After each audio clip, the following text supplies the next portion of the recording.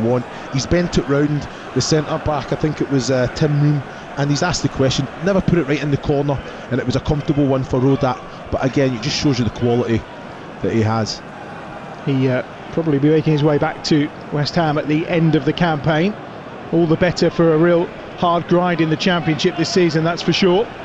It's O'Shea down the right-hand side for West Bromwich Albion. Over halfway, Diangana, lovely first touch again. Inside Bryan, tried to find Livermore, who'd surged forward towards the edge of the penalty area, but Fulham able to pick it up again, and it's played out wide to this left-hand side by Knockart. On to Caballero, as running towards the edge of the box.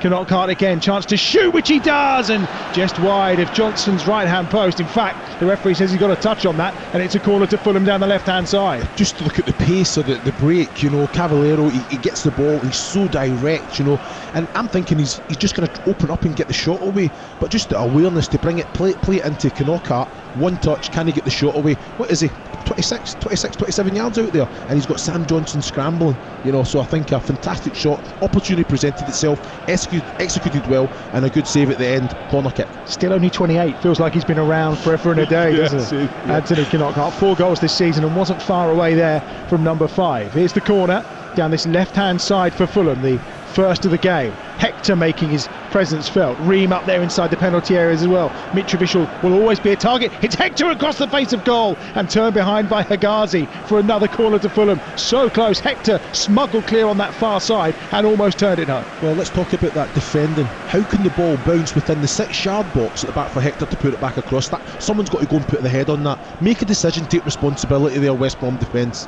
Ream drops back this time. Reed will deliver, right-footed again, swinging in. Johnson punches, not convincingly, to Bryan at the edge of the penalty area. Hector once more on that far side. Bryan then tries to get the cross away. Good work by Diangana to cover off, and Fulham will pick up on halfway. Straight away, as that ball was cleared, Pereira seized up with his left hamstring by the look of it, or his left galoot, and he is having a little feel. We'll just have to see when he opens up if he's okay. But again, Sam Johnson there, we are an okay punch, but again, the West Brom went out and they pressed well, defended well, and then Ream on halfway. So moving a little freer now, Pereira. Certainly tracking across that centre circle as Ream picks it up again to the left-hand side. Forward comes Anthony Knockart once more. Inside the centre circle, just misplaced that pass. Reed had to work a little harder. Hector will touch it off to him, and Fulham in there, all red away to our right hand side with 12 minutes played. Will keep possession. It's West Bromwich Albion 0, Fulham 0. Huge game between 2nd and 4th at the top of the Championship as we enter the final 3 match days of the campaign. Brentford, of course, who sit just behind West Brom in the table, they're in action this time tomorrow, and then on Thursday, depending on how results go, a victory for Leeds could see them working their way into the Premier League, back a return for Bielsa and that huge club. Caballero almost slips over down there on the artificial area just to the side of the pitch, and it's going to be a throw into West Brom midway inside their own half. Yeah, well, you can see that West Brom are sitting off, so it's allowing Ream and Hector to see a lot of the ball. There, Hector had to actually drive forward himself, and he's just seen bodies in front of him, so he's went for the big switch to Caballero, and it's a bit of a fight ball, but he's done okay to try and kind of flick it on for himself. Him and obviously O'Shea have that little battle, but at the minute West Brom are comfortable. You know, they're allowing Fulham to have it, play it across in front of them. When they do advance, then they go and press. But look at this now, they're not going chasing, they're allowing Hector, Ream, Odoi to have it, and then look, and Hector again, what's he going to do? And this is when you see Bryant. It's a great option. Caballero floats in, you've got Bryant coming down the left side, and they've got the quality from the ground, Hector and Ream, to find both full-backs bombing on. Rodak taking his time, foot on ball away to our right hand side, lifts it out to that far touchline, and an opportunity here for Odoi, who cuts inside. He's one of the 2 changes that Scott Parker made today from the team which beat Cardiff last Friday night, so a decent few days off for Scott Parker's side. 39-year-old English coach, just at the edge of his technical area, first full season of course leading a team, had that little experience of the Premier League at the end of the last campaign, but for a first time effort, a little bit of talk that maybe if it doesn't go their way they're looking at a more experienced man to replace him, but teams always seem happy to pull the trigger whenever. No, and you know what? And he should be given time. Young coach, like you say, has done ever so well. I have to say, one of the strongest squads, but he's definitely learning on the job, getting the experience he has to what the Championship's about. And you just hope, you know, with the name that he's got, the relationship that he's got with the football club as well, that they stick with their man and they allow him to progress and basically get that experience on the job. 128 appearances as a player, of course, as well as plying his trade elsewhere around the Charltons, the Chelseas, the West Ham and the Spurs of this world. Terrific footballer. It's Brian on this near side, midway inside his own half of the throw for Fulham, almost at the quarter-hour mark. 0-0 on TalkSport 2. There's a foul there on Cavallero. Romain Sawyers is penalised, a couple of yards inside the Fulham half, and it will be a free kick to the visitors on a decent run, of course, 4 straight victories for them. West Bromwich Albion have won their last 2 games at the Hawthorns, and quite surprising actually, that's as many as they had in the previous 7 as well. We talked about how teams come here and put them under pressure and sometimes frustrate them, and that's happened on occasion. No, it does, and I have to say, I think that the fans do play a massive part in that as well. Adam, you know, like there's so much expectation here, and sometimes it can benefit from not having the fans here. You know, we're very privileged that we come and we get to report on the match, but the players, I think sometimes it makes the game a little bit easier, that they have the freedom that they can go out and express themselves and play the way and they take that chance, they take that one that maybe they wouldn't change if it was a full house, and they can feel that kind of filtering in the tension. So I think it's they handled it against I done the not the home game at Derby, but Hull here, and Hull really kind of were quite aggressive on the front foot, scored 2 goals here, but like I say, West Brom got 4. On a decent run into the penalty area, but he was being tracked all the way, and if anything, if push had come to shove, it would have been a shove on Dada O'Shea from Josh Onuma, who's been playing in that slightly more advanced role. Certainly when I saw them against Forest, he was playing in that number 10 role. He's moved back in alongside Reed today, and they are pressing very high here. Yep. Edge of the penalty area as Johnson's looking to take this goal kick. You've got Mitrovic and Knockart just applying plenty of pressure as West Brom try to bring it out from the back as they like to. Brian lifts it into the middle of the park, trying to find Reed. In the end, Sawyer's got there first. There's the lovely quick feed of Pereira out to this right-hand side, finds Dara O'Shea again. Charlie Austin, who's not seen much of the ball so far, has come quite deep. Lovely back heel from Diangana to Austin again, who's kept the ball in, but he's just poked it to the feet of Hector inside the Fulham penalty area, and now Brian will get a chance to clear for the visitors on this near side. Yeah, it was good build-up play, wasn't it? Now the little bit of Pereira into Diangana, a little flick and trickery that's put Austin in. I don't think Pereira believed that Austin was going to keep that one in, so he's kind of put the brakes on a little bit too early. But Charlie Austin, he's finding himself in areas that he doesn't want to be in. You know, he wants to be central, he wants to be right in front of goal. But like you say, that's that selflessness in him. There's a work ethic. I know the mobility is definitely a question, but he's still doing that defensive job for the team. 6 goals as a substitute as well. Excellent. So often someone's doing a lot of the running to tire them out, and he comes and benefits, which is no bad thing. It's Townsend on that far side. Here's Krasicki giving it short to Livermore off the angle of the box, left hand side, short infield to Sawyers. Plenty of room on this near touchline for O'Shea if they can find him. Instead, Semi Ajayi does go forward, and now O'Shea has the ball at his feet. Infield to Sawyers again, advancing towards the edge of the penalty area.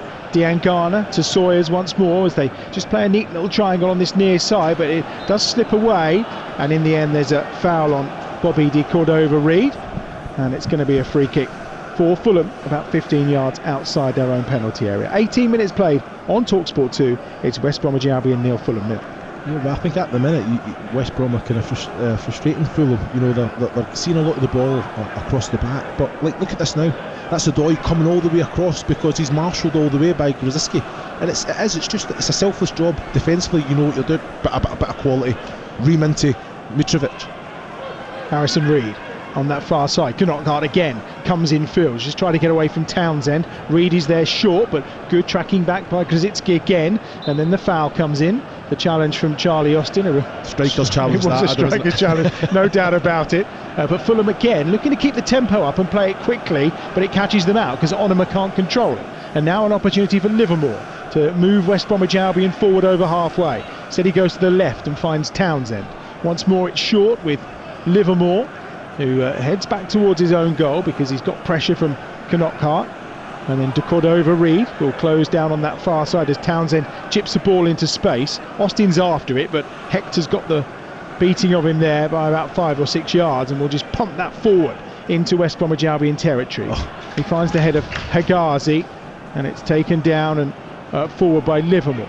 Now to the right with O'Shea as they just try and work their way through, but a few misplaced passes, and Cavallero and O'Shea just have a coming together on halfway as De Cordova-Reid comes forward for Fulham.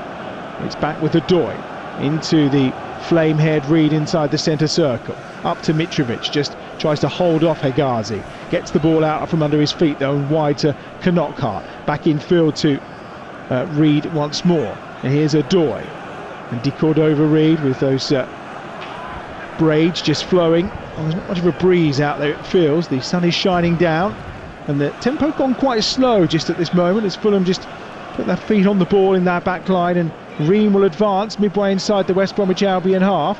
Cavallero's on the run to chase after O'Shea, who does brilliantly and defends that out, a play on this near side for a throw. Well, you can see Slaven Bilic is very happy. West Brom are completely slowing the tempo of the game down. You know, it's like Knockart's got it there, he's come in to Reid. Reid's got no options to go forward, so he has to go back to Hector. And you see West Brom, they're so compact, organised without the ball, working very hard without it. But they are still controlling the tempo, even sometimes without the ball. Because look at now, Hector, where's he going? Where's he going? He's got no option. Now Ream's got it. What can he do?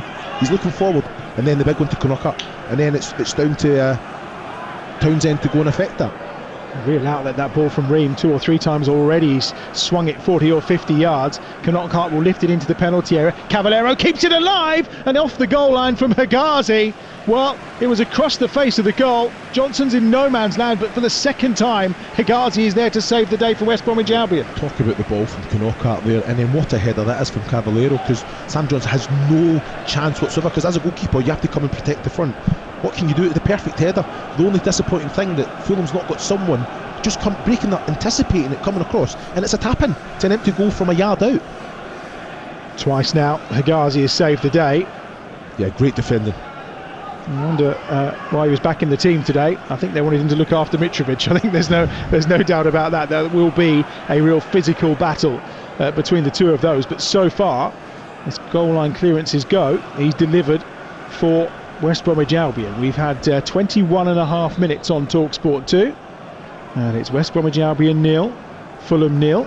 Not sure it's warm enough for one of those drinks breaks, but I'm guessing we're going to get one inside the next minute or so. It'll be quite interesting because, as I say, managers have another opportunity to just kind of implement a few little things and do their coaching. I think it's Slaven Bilic will be quite happy. I think you look at Scott Parker, what will he want? I think they're not, the likes of Knockart, Cavallero aren't really seeing the ball as much as what he would probably like, but that's down to the how compact. So it's about how do you create those spaces.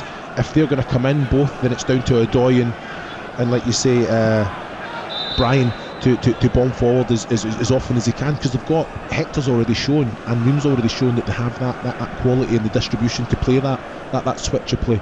So it's and the keeper as well from the ground, he's been excellent with it. We have reached the midway point of the first half, so the drinks break is on. West Bromwich Albion 0, Fulham now here on TalkSport 2. A reminder coming up after we're done tonight, more from the Sky Bet Championship. It's Cardiff City against Derby County. Ian Danter and Sam Parkin will be at the Cardiff City Stadium. We'll start building up to that one once this game's over at around about 7 o'clock. Other commentaries coming up later this week. Well, tomorrow we've got some exclusives for you. At 6, Newcastle against Tottenham from League. That's a TalkSport exclusive. And then at 6 o'clock on TalkSport 2, another exclusive game tomorrow night. That's Burnley against Wolves from the Premier League. And then on Thursday, as we mentioned earlier on, it's Leeds against Barnsley in the Championship. It could be that victory there for Leeds will take them back into the Premier League. One not to be missed, and more Championship football on Friday as well here on TalkSport 2 with Huddersfield against West Brom in the penultimate game of the season for West Bromwich Albion. And then on Friday night as well over on TalkSport, a huge game at the foot of the Premier League as West Ham take on Watford. Drinks break is done. Both managers deep within a huddle. Plenty of talk in there with Charlie Austin and Slaven Bilic and Jake Livermore right now just down beneath us. There's some clear instruction, I think, coming from the Croatian. Who you think will be the happier of the two managers so far? I think so. In saying that, he went round every single player, Adam, and actually gave them something. You know, Romain Sawyers never looked too happy with what information he's getting. I think it's talking about protecting the back four, you know, having that little box, the square. I think him and Livermore I think with Romain Sawyers being there, it allows Livermore to go and bomb forward. But sometimes with the quality that Romain Sawyers has, he's got to be the one that dictates that. But it's all about protection, nullifying the threat of Mitrovic, I think, is priority. But West Brom have got to play as well. They've got to get the ball down. At the minute, without the ball, they're slowing the tempo down, and they're being hard to obviously break through. But when they get in that transition, when they get the ball, I'm expecting more with the quality they've got. Certainly the better half chances so far have gone the way of Fulham. Knock-Hart and De Cordova-Reid just both going for the same ball on that right hand side as we restart, with the Frenchman going back inside the Fulham half to Hector in the centre circle.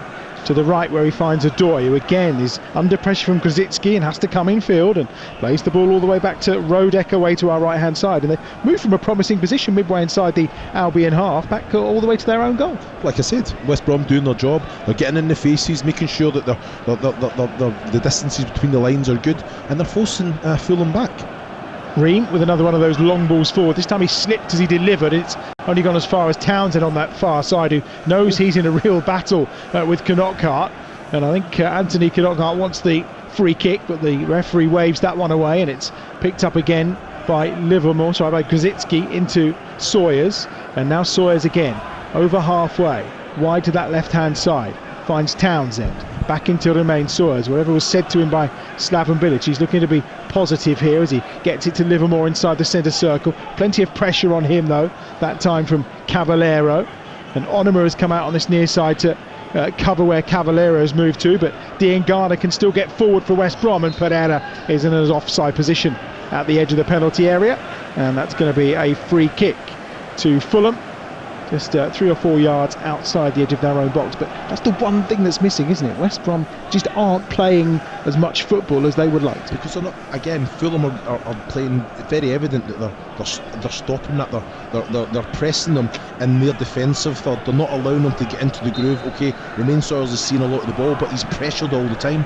Whereas West Brom are sitting back and allowing the likes of Ream and Hector to have it. And I think it is, if you allow West Brom to get into the groove, and Sawyers and Diangana and Pereira are seeing a lot of the ball, then they can trouble you, they can hurt you. So don't allow it to happen. You know, and that's exactly what West Brom are doing, Fulham are doing. They're getting in their faces on the front foot, very, very high up the pitch, and putting that pressure on. And the quality should be better from West Brom, that they can play through a high press, because you can't just keep doing it if you're going to get played through. You have to then sit back and have a bit of respect and say, you know what, even though we're pressing you, you're still playing the way that you want. So West Brom just have to have a little bit more about them and keep doing what they do very well. And here they come, Grzycki on that far side, running towards the edge of the penalty area, just overran it, the ball got away from him, and Hector able to easily come across and deal with the ball, and I think he dealt with a bit of Grzycki at the same time, and that wasn't appreciated for sure by the pole on that far side of the field.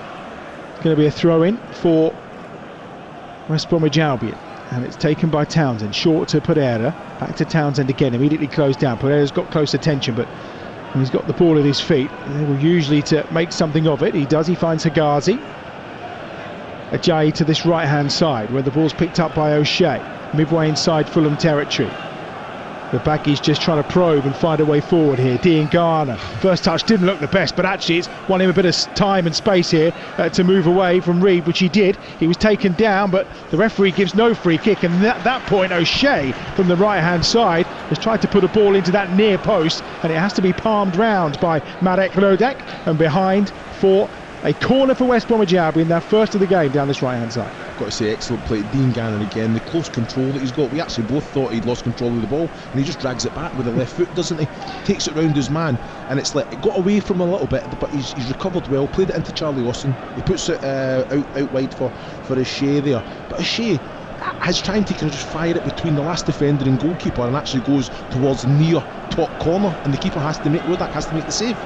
28 minutes played, 0-0. TalkSport 2's EFL Live. Pereira with a corner down this right hand side, short to Grzycki, and he's get to the byline, gets it across, and Hector has to head it out of play and behind for another corner down this right hand side. Well, you manage your own football team. you don't put two men out there with two. I wouldn't call it managing.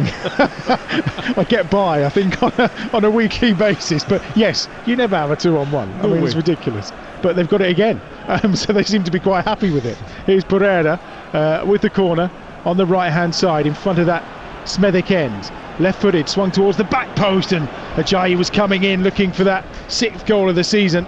But in the end, it's the head of Adoy that gets it out and behind on that far side, and it'll be a throw this time right by the corner flag, now on the left-hand side for West Brom. That's a massive header, isn't it? You know, defensively, they have to make contact there because Ajayi is going to come in, and like you say, he's already kind of contributed with the goals this season so far, and he's attacked it well. Great leap, fantastic ball in, and again, great defensive header from Fulham there. Townsend with a throw as we approach the half-hour mark on TalkSport 2. 0-0. Top of the Championship, huge game, and the fact it's 0-0 and feels like there's a bit of nerves out there, and it's a little bit edgy at times as Onuma is penalised for the foul on Townsend. A bit soft, but Onuma's not happy. Free kick to West Brom, midway inside the Fulham half. Yeah, well, it's Townsend, like I said, he just knows, just gets his body in between the man and ball, and to put Onuma, you can't climb over the man. You said it's a bit soft, so I'm telling you, come on, that's a free kick. I mean, physically, when you look at Cavallero and Onuma, there's, they've got an advantage here in parts, Fulham, haven't they? Yeah, no, I know what you mean. Pereira on that far side talks to Sawyers ahead of delivering this free kick for West Brom, about 5 or 6 yards in from the far touchline, on that left foot again, perfectly on one of the cuts of the immaculate playing surface here at the Hawthorns. There's a line of blue, white and red shirts at the edge of the penalty area, and Ream in the end comes in and heads behind and out of play for another corner on the right hand side for West Brom. This by far and away the best spell for them in the game. No, definitely. You know, I think they're picking up second balls, keeping the pressure on. From looking at that, Adam, did you not think that the defensive line was quite high? It was about 23-24 yards, and the free kick was in a wide area, but probably looking at 28 to 30 yards out. I'm just thinking, I know they're going to drop at some point, but you're leaving a lot of room to be hit there. And again, he's went in, it's a defensive header that puts it out for a corner, and then because there's a lot of work to do just to get in there and actually make contact with the ball. Slaven Bilic just tells Krasicki to go closer to Pereira, who delivers the corner into the penalty area. Livermore tries to head it back into the danger zone, but it's cleared by Fulham as far as Johnson, who's about 15 yards outside his penalty area as he volleys that one forward, looking for Hagazi on that far side. Knockart though just knocks it straight into touch, and it's a throw for West Brom on the far side. O'Doy sees it all in front of him. Knockart, time, leave it for me to come on and get. Why is he letting Knockart go up with the head there when there's no one around? He can't just, look, take it down on your chest, there's no one around. It's just communication, simple communication. We can hear plenty of it, but none there from Adoy. Down this right hand side, Diangana tries to get onto the end of the loose ball, but Brian is there to volley it high into the stand away to our right hand side, and that will be a throw for West Bromwich Albion, which they've taken quite short, nowhere near the right position, but about 20 yards further back. But O'Shea was encouraged by Pereira to keep things moving here for West Bromwich Albion. Hagazi inside the centre circle. They are having their best spell of possession in the game. Lovely touch off by Pereira to Sawyers, and then round the corner from Austin, but it couldn't reach O'Shea on this near side. Just too much spin on it, took it away from him, and out for a throw to Fulham midway inside their own half. You know, I think the understanding between Pereira and Sawyers is excellent. That ball into Austin there was great. For me, O'Shea's got to be on his front foot. He's got to see all that happening in front of him, and it was a fantastic ball from Austin. A little bit of spin in the ball, but O'Shea's got to be going at full pelt, and he's taking it. He's got so much room to knock the ball into in that right-hand channel coming down this side. West Bromwich Albion certainly growing into this game since the drinks break, and we keep saying it and everyone keeps pointing it out. Those drinks breaks are often changing momentums in games. Fulham were the better team prior to that, but it's been all West Brom since then. No, it has, and like you say, both managers, they put their information to the players. They see things, you know, because 22, 23 minutes into a match, you can tweak little things, and Slaven Bilic has done exactly that. And as you say, West Brom picking up second balls, they're putting a little pressure, keeping Fulham kind of pinned in there.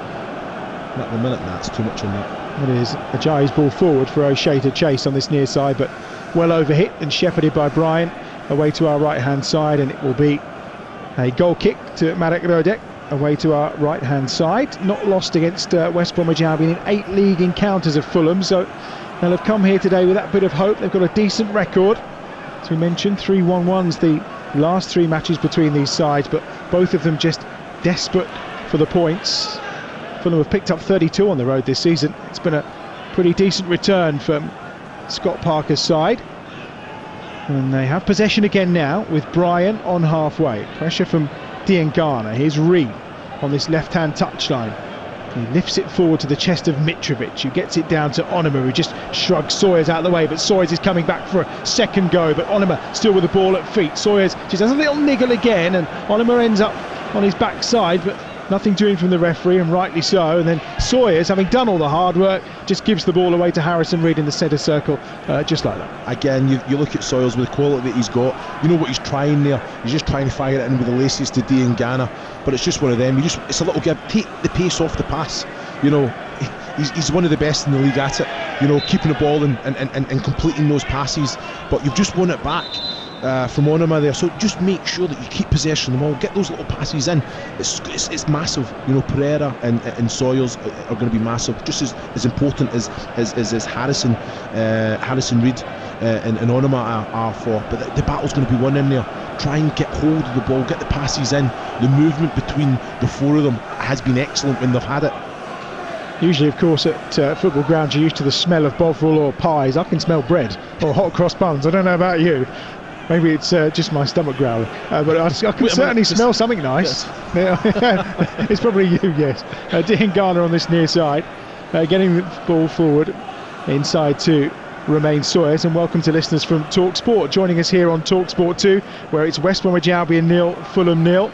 A game of two halves, really, truncated by the water break so far. Good stuff from Fulham in the opening 22.5 minutes, as that ball's lifted in towards the edge of the penalty area. It's flicked on towards Livermore, who tries to get there in front of that Smethwick end away to our right hand side, but Reem has to clear. Early opportunities, a couple of goal line clearances from Ahmed Hegazi from West Bromwich Albion after clever play by Knockhart and also by Reed at a corner. But since the water break, it's been all about West Brom, who've had their best passage of play so far. They have a free kick now about 17 yards inside the Fulham half away to our right hand side, and Chris Iwelumo, the real moment, that water break has just changed the flow of this first half, hasn't it? Yeah, it has. You know, I think it also gives the chance to the managers to go and give that information, implement certain things. I've just got to say there, Livermore breaking his neck. It's Charlie Austin's flicking it onto Livermore that's had the freedom to go. And again, on another day, O'Doy's come across, seen the danger and defended very well there. But at the minute, West Brom are picking up all second balls and really keeping Fulham kind of pressed in there. I think they can use the ball a little bit better still. I think the quality when they get into those channels of fine areas. Ashe's let a couple go astray. Grzycki as well as let a few go astray. I'm expecting more from Townsend as well. More overloads are needed on that left hand side with Grzycki and Townsend, definitely. Tight, intense game so far. Huge for both, of course. West Brom second in the table, Fulham in fourth place, 3 points. West Brom, if they win their last 3 games, they go to the Premier League next season. Here's Onuma coming forward for Fulham now towards the edge of the penalty area. Ajayi's there, and it's cleared by Johnson from inside his 6-yard area, but again it's a hopeful clearance, and it only goes as far as Michael Hector in the heart of that Fulham defence away to our right hand side. Reem has it now for Fulham as they come forward, over halfway, short to De Cordova-Reid. He's put under pressure by Jake Livermore again, but the pressure from Grzycki forces O'Doy all the way back inside his penalty area, and it's Tim Ream again who will bring it out from the back for Fulham. As far as Harrison Reed, he now drives over halfway through the centre circle into the feet of Mitrovic, who just stepped through Hegazi and Ajayi again, and the ball runs through to Johnson, who will clear once more, and he flings his arms out in frustration. Sam Johnson away to our left hand side. It's another wasted clearance and another wasted opportunity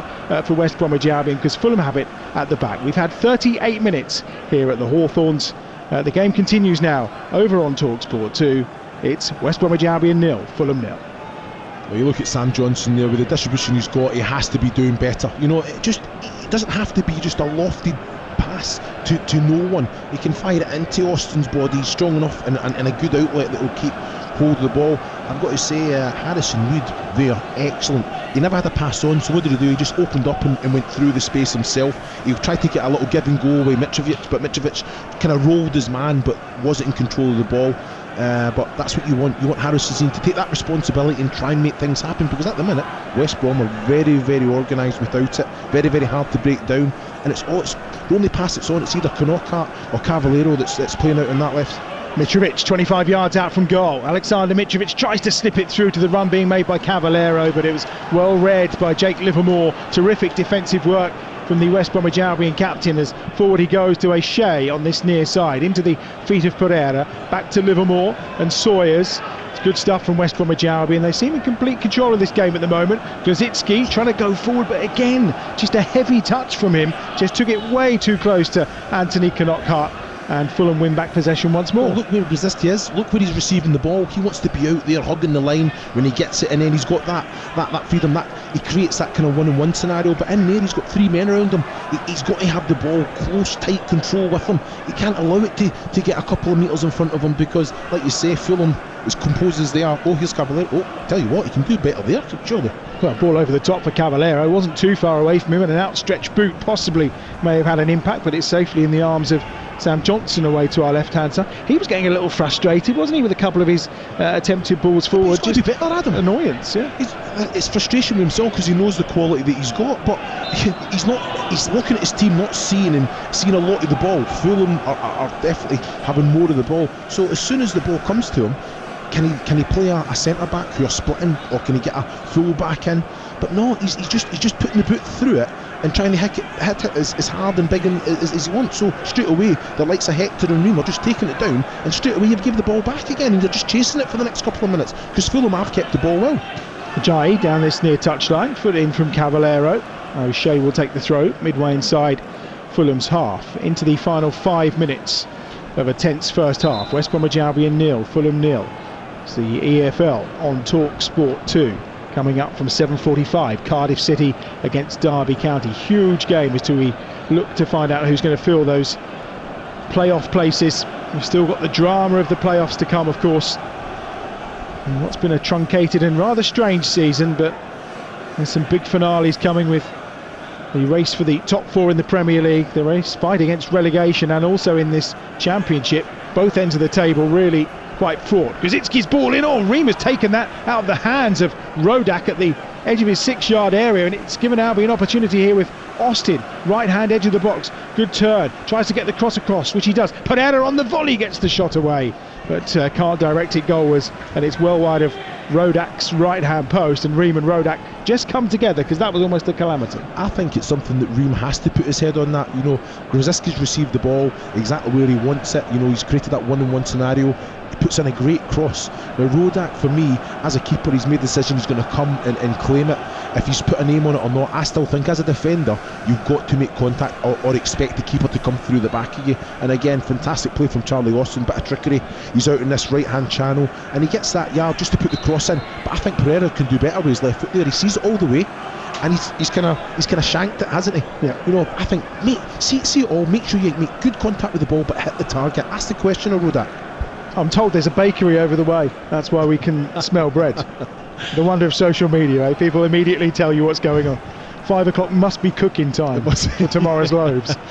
It does smell good, to be fair. 3 minutes to go to half time. Let's concentrate on the football and not my appetite. West Bromwich Albion 0, Fulham 0 on Talk Sport 2. Johnson with the free kick for West Brom, midway inside the Baggies half. Slaven Bilic just barking at Agazi to be an option short.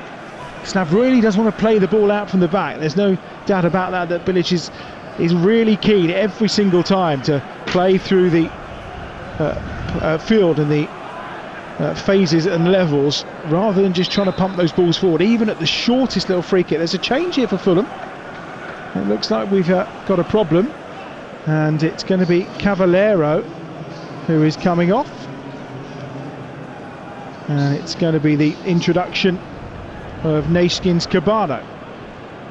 So Cavallero out the way for Fulham. That'll be a blow for Scott Parker. That's a blow to the game plan, isn't it? Yeah, definitely. You know, it's very offensive, very attacking minded. I think Cavallero, has been marshalled very well from Dara O'Shea.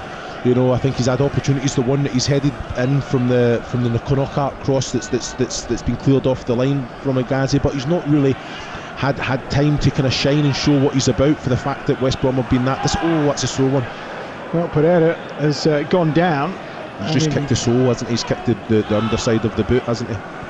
No free kick, obviously. It was his own fault as Ream just dispossessed Charlie Austin again. Just asked Hector to step away. Pereira is up and about. He's been in the wars in this first half. Reed will chip that one over the top of Adoy under pressure from Pereira and from Austin, and it pays off. Albion have the throw midway inside the Fulham half on the far side, attacking the Smethwick end in this first half. Minute to go to half time. Throw with Townsend on that far side. Gives it short to Sawyers. Townsend then into the feet this time of Livermore, who's trying to work it hard. He's closed down by Adoy.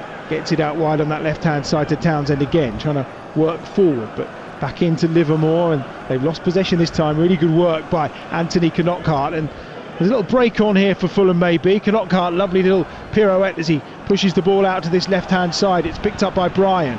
Now the substitute on this near touchline, Naskin's Cabana, with a chance to get towards the byline. Looks to cut infield. Oh, and he's done really well here. Cabana still going. Cabana tries to pull it back, but it puts it to the feet of Romain Sawyers, and there's a bit of tugging between those two in the penalty area after. And O'Shea's lucky he got away with that one. Yeah, but Cabana's done it ever so well to get in the position, and then all of a sudden he gets his head up and he gives it straight to Romain Sawyers with the pass, where he never even had to pass it. So just bring it back onto your right, look for a Fulham shot, and then execute the pass. You know, he's done ever so well to get there. Great agility, you know, great little bit of trickery as well, but just better execution at the end of it. A little bit of needle there between Scott Parker and Mateus Pereira on this near side. Pereira keen to get the ball back, and he did it via barging Scott Parker out of the way. And then when Parker just tried to tell him to calm down, Pereira was having none of it. And that South American spirit showing up. Here is Adoy going forward. Knockart, right hand edge of the penalty area, on his right foot across towards Mitrovic. Higazi's there again to head behind. It's an important interception for the third time in this game from Ahmed Higazi, and it will be a corner on this right hand side, the far right hand side for Fulham, as we're into the 2 minutes of added time at the end of the first half. Well, it's a great ball in from Bobby Reid there, you know, and I think it had to be dealt with from El Ghazi there, because Mitrovic was alive to it. He'd already kind of upped his run. He came back to receive it. El Ghazi's came from nowhere and just put it out for a corner, but a great ball in, great movement inside the box from Mitrovic, and there's no one better, you know. He's alive to it. He predator, isn't he? Oh, he is. Here's the delivery. That man on that far side, left footed, going to swing this in, Bryant, towards the edge of that 6-yard box, and it's headed goalwards and behind again. It was the header from Mitrovic once more, and it's Charlie Austin standing at that left hand upright, who nods it behind for another corner. You know what, I think it's there. He wasn't sure. From where we've got a great angle, and it might have just been going wide, but Charlie Austin defensively has to do his job. Terrific in swinging corners from Bryan so far. Here comes one again, Mitrovic once more. He's there, probably 4 yards out, and should have done better with that. He's not got it on target. Totally agree. You said that the balls that are coming in, outstanding, and Mitrovic has seen that all the way, and I think it's just Dara O'Shea's just done enough to put Mitrovic off there, but it's came off the back. It's basically his upper back rather than his head. Put your head straight through it. If you're going to take a sole one, you take a sole one. Jeff Eltringham blows the whistle for half time then, an eventful 45 minutes, but goalless, and a game that was purely truncated really by that water break midway through. Great start from Fulham, Albion then getting their toe in, but really the best chances of the half certainly belonging to the visitors. Half time at the Hawthorns then. It's West Bromwich Albion 0, Fulham 0. All right, thank you, Adam. Chris, why don't they just call it a coaching break? Yeah, you know, Russ, these protocols it's a bugbear of mine. Yeah, no, I understand why. You know, at the end of the day, it's something that's been put into place for the restart, so it's going to be the case until the end. But you have to evolve with it, and the managers are doing exactly that. You know, it was all Fulham for that first 22 minutes, but I have to say, Slaven Bilic spoke to every single player, and straight away West Brom came out better after it. So it was a good, very tactical first half, and I just feel that both teams definitely have more quality than what they're showing on the ball, but they're definitely nullifying each other at the minute. Well, Fulham made a pretty good start, didn't they? It was a game of one water bottle break, and without Ahmed Higazi, West Brom could have been at least a couple down. I mean, one of the clearances off the line, the second one was amazing. Yeah, the second one was amazing. No, the ball that's came in, the header from Cavallero, excellent he's found by Knockout. But what I don't understand is why there's not a Fulham player anticipating the header coming across, because you got El Ghazi's cleared it from basically a yard off the floor. So someone, if they're just on their front foot, they're just tapping it into an empty goal. There's been some great corners come in from Fulham and not attacked properly, but defended well from West Brom. But like you say, West Brom have definitely asked a few questions at the other end, but again, the quality of that final pass or that final decision has let them down. And Slaven Bilic will be saying to his players, if you let Mitrovic keep getting headers, sooner or later we're going to pay the price. No, exactly. You know, he's an absolute predator in the box. But I've got to say, I think Dara O'Shea, for that last one there, he's been a problem. He's making sure that his body weight is felt. But you can't allow someone any time of the quality that Mitrovic has in the box. And the thing is, Cavallero had to go off, didn't he, in that first half? So the game plan for Scott Parker has been a little bit upset. Adoy and Cavallero coming into the starting 11. And funny enough, Chris, it was Cavallero's header across the goal that caused all the problems when Higazi, in that second goal line clearance, only just managed to do it. Yeah, you know what? He's by his inclusion, it's very much an attacking lineup, isn't it? But I have to say, well, I've been very impressed already with Campbell that's come on. Great little bit of skill, but again, just that final decision, that final pass. He's great agility to get past Dara O'Shea, and I think he was getting covered as well. There's two players, but he's in the box, Russ. You know, and he just got his head up and he just cut it back first time when there was no need to. Get control of the ball, look to see what bodies are in the box, execute the pass, but he gave it straight to Romain Sawyers, and the threat was gone. All right, thank you very much, Chris. Second half is coming up. EFL Live on TalkSport 2. This game, it's been pretty good. It's crying out for a hero or heroes. At stake, of course, maybe automatic promotion from the EFL and the Championship to the Premier League. If Fulham can get a win tonight, they'll be fancying their chances, and it would be a big blow to West Brom. It's in the Baggies' hands at the moment, but at half-time, it's West Brom 0, Fulham 0. On DAB+, online, via the TalkSport app, and on your smart speaker. EFL Live on TalkSport 2. Nothing phases the Money Calm Bull because his bills are under control with Money Supermarket. Even this. The dentist, not a flicker of anxiety. Fox is making love. This laugh.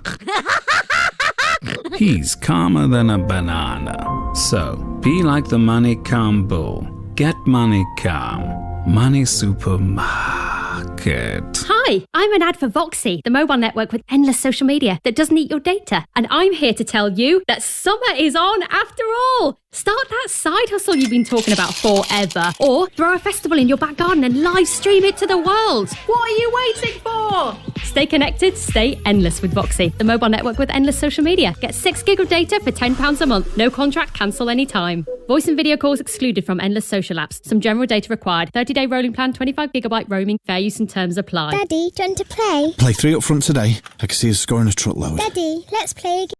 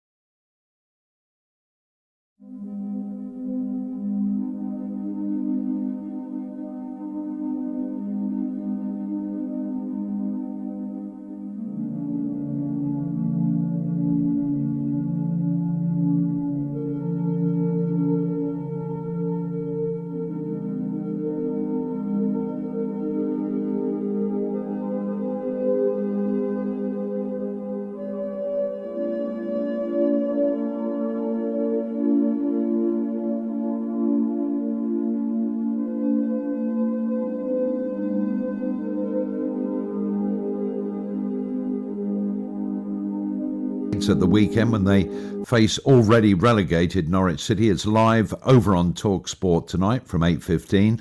Speaking ahead of the game, manager Frank Lampard, obviously of Chelsea, told TalkSport 2's Ian Abrahams that his side didn't deserve anything from their previous defeat and they need to put in a much better performance against Norwich tonight. I think it spoke for itself. I think I would have been lying to the players and to the outside world if I'd have claimed that we deserved something out of the game.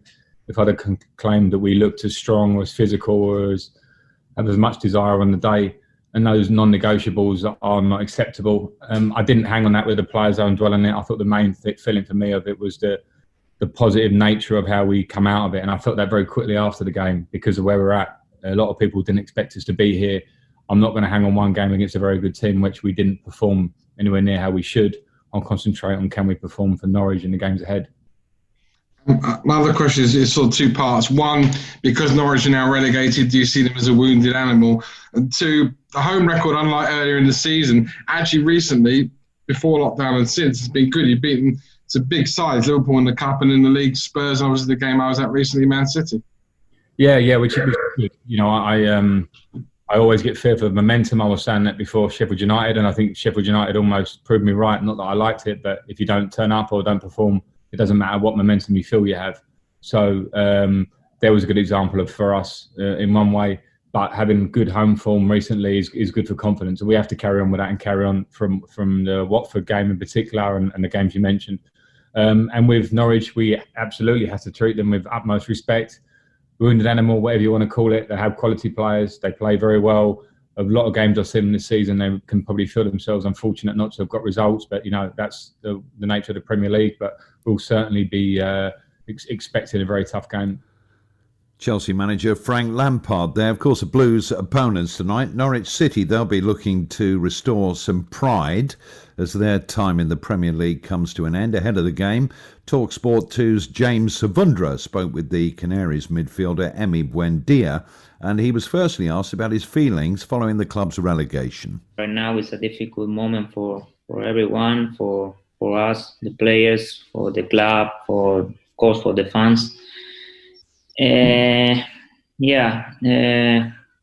think we trying the whole season, but we've been fighting with the whole season. We're struggling with some details that they make the difference in this league, in this level, and now the result is really disappointing with the relegation again to the Championship. What do you think has been the problem this season, especially since the restart? Because I spoke to a number of your teammates during lockdown and they had a huge amount of optimism about what could happen following lockdown, but the results just haven't followed since then. Yeah, I think the details make the difference. Like I said, the whole season we were struggling with injuries, with mainly in defense position, the many games we were close to get the points, but then the result was the other thing when we were winning the games and there we lost at the end. One clear point was when we start losing the games, we never get a point, and it was a tough season for everyone. I think we had the quality in the team to make it better, but I think in the mainly moments, in the important moments, we we were not in our best this moment, and was the, I think, mainly problem. Just a reminder, choice of football for you on the Talk Sport network tonight. Talk Sport, of course, Chelsea against Norwich. Emi Buendia there of Norwich City. It kicks off at 8:15. Nigel Adley will be our match commentator for that. Sam Parkin and Ian Danter will be here on Talk Sport 2. 7:45 kickoff. Another big game. 3 games to go for all the teams in the Championship. Cardiff City against Derby County. A game that will have a huge bearing on who's going to end up in those playoff spots. I guess it's a must-win for Derby County and a mustn't-lose for Cardiff City. Should be interesting. We've got that game coming up for you later. Half-time at the Hawthorns, no goals.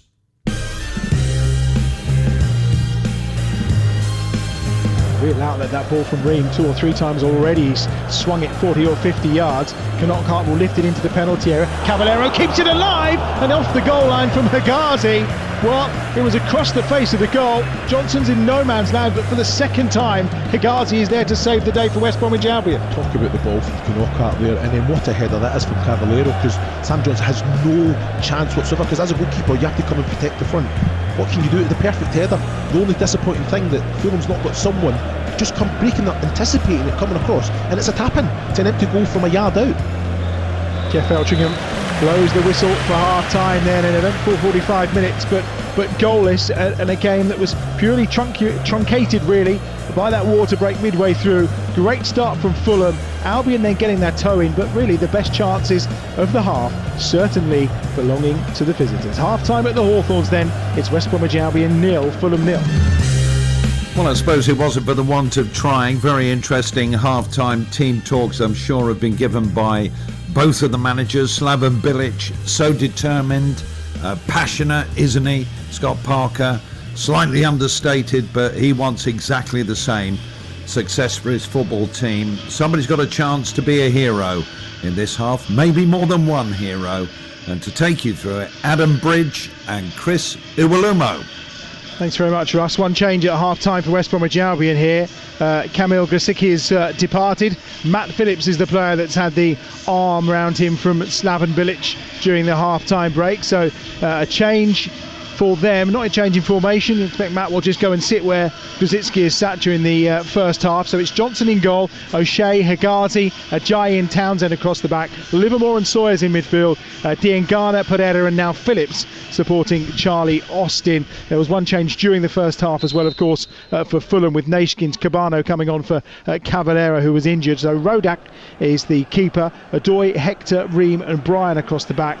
Reed and Onham are the two holding midfielders, Knockart, De Cordova, Reed, Cabano and then Mitrovic making up the starting 11 for this second half for Fulham. And immediately the pressure is on from West Bromwich Albion, who are kicking towards the Brummie Road end in this second half. It's with Diangana on this left-hand side. He gives it short this time, and it's picked up by Townsend. And now back to Sawyers, and Hegazi is on halfway, as we mentioned at half-time. Thank goodness for Hegazi if you're a West Bromwich Albion fan, because he's been the hero of the hour so far. And there's a foul there from Charlie Austin, and that time that's on Dennis Adoy, and it's a free kick for Fulham just out the edge of their own penalty area. I think you look at the change that's been made as well. You know, Grosicki, you know how he can influence and affect a match, and he wasn't really allowed to do that. So he was dropping deep and coming central. So Matty Phillips, you've got to kind of keep the width and that be expansive, you know. But he's so he's very energetic. It's got to be up and down. And you know what? He's got a bit of a presence as well. He can go and he can throw himself about and make that felt. But I'm looking at Romain Sawyers. You know, he's just so comfortable. No matter how tight it is, he just reads the game, finds those little holes. Always got a picture in his mind, looking forward every opportunity. You know, I think again, if you can stop him from playing and getting on the ball, you really nullify a threat from West Brom. One of the dynamics, isn't it?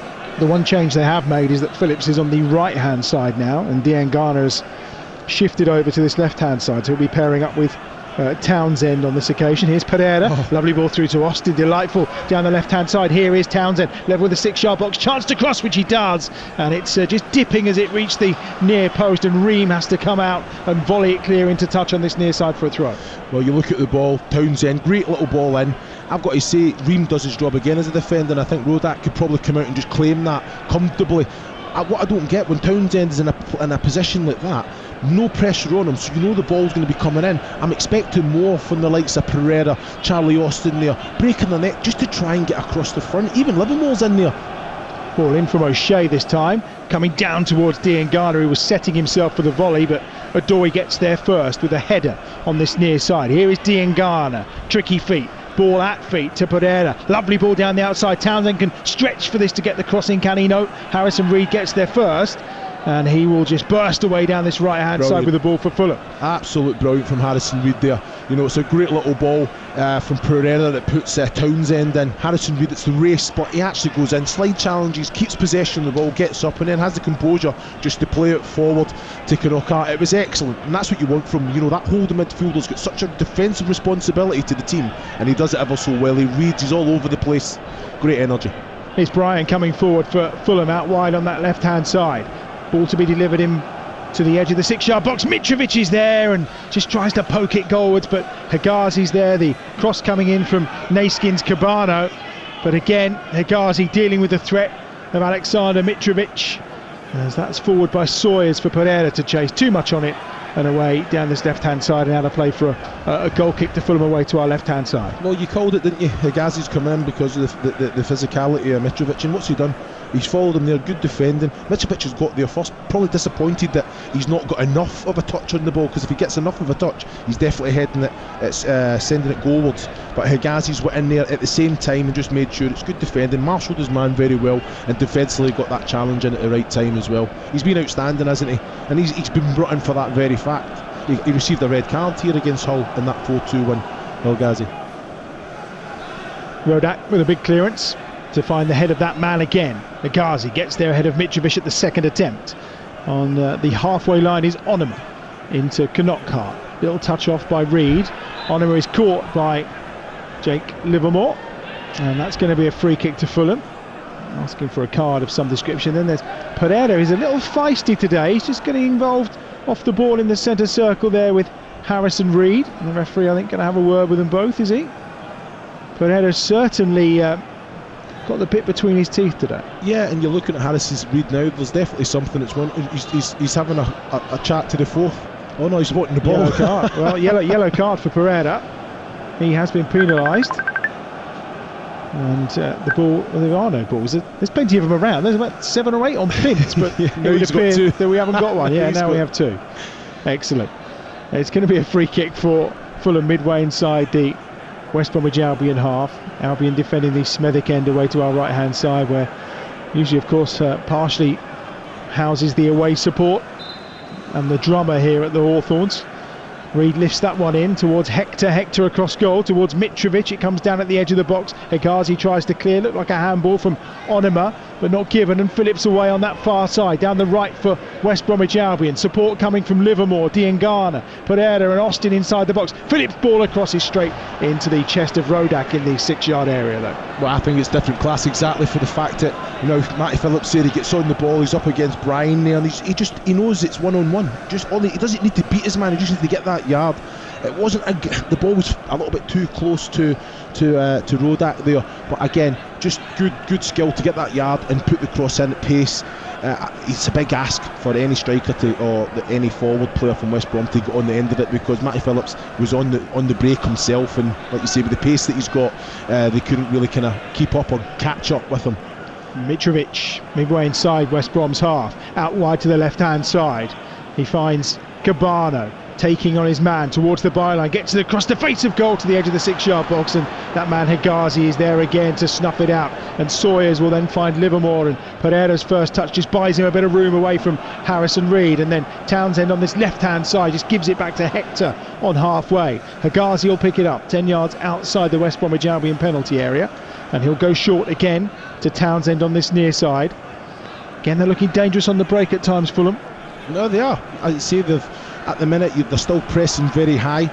Really, when West Brom are in control in the defensive third, they're all going the distance between the lines. They're going in groups, and as soon as they do win it back, they're winning second balls as well. And like you say, they've got the quality that they use the ball very well, don't they? Look at this, Bobby Reid chasing Higazi now. And that's what it is. Knockout's got to switch on there. As soon as it comes to Townsend, he's got to be in his face. One can't go because they'll just play around you. Given away by Higazi this time though to Knockout. Is Mitrovic 10 yards outside the penalty area. Back into Onuma in a central area. Now it's Reid down this near side. His ball in is blocked out at the edge of the box and brought clear by Romain Sawyers, former Brentford and Walsall man of course. Birmingham born from the patch. And now it's Pereira with a 1-2 with Phillips. Just tried to play it on to Austin, but it got caught under his feet.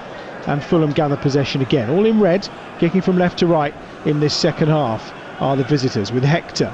He's under pressure from Romain Sawyers, who's the furthest player forward. Now down this right-hand side, it's Dennis Adoy, over halfway. Infield from Knockart towards Onuma.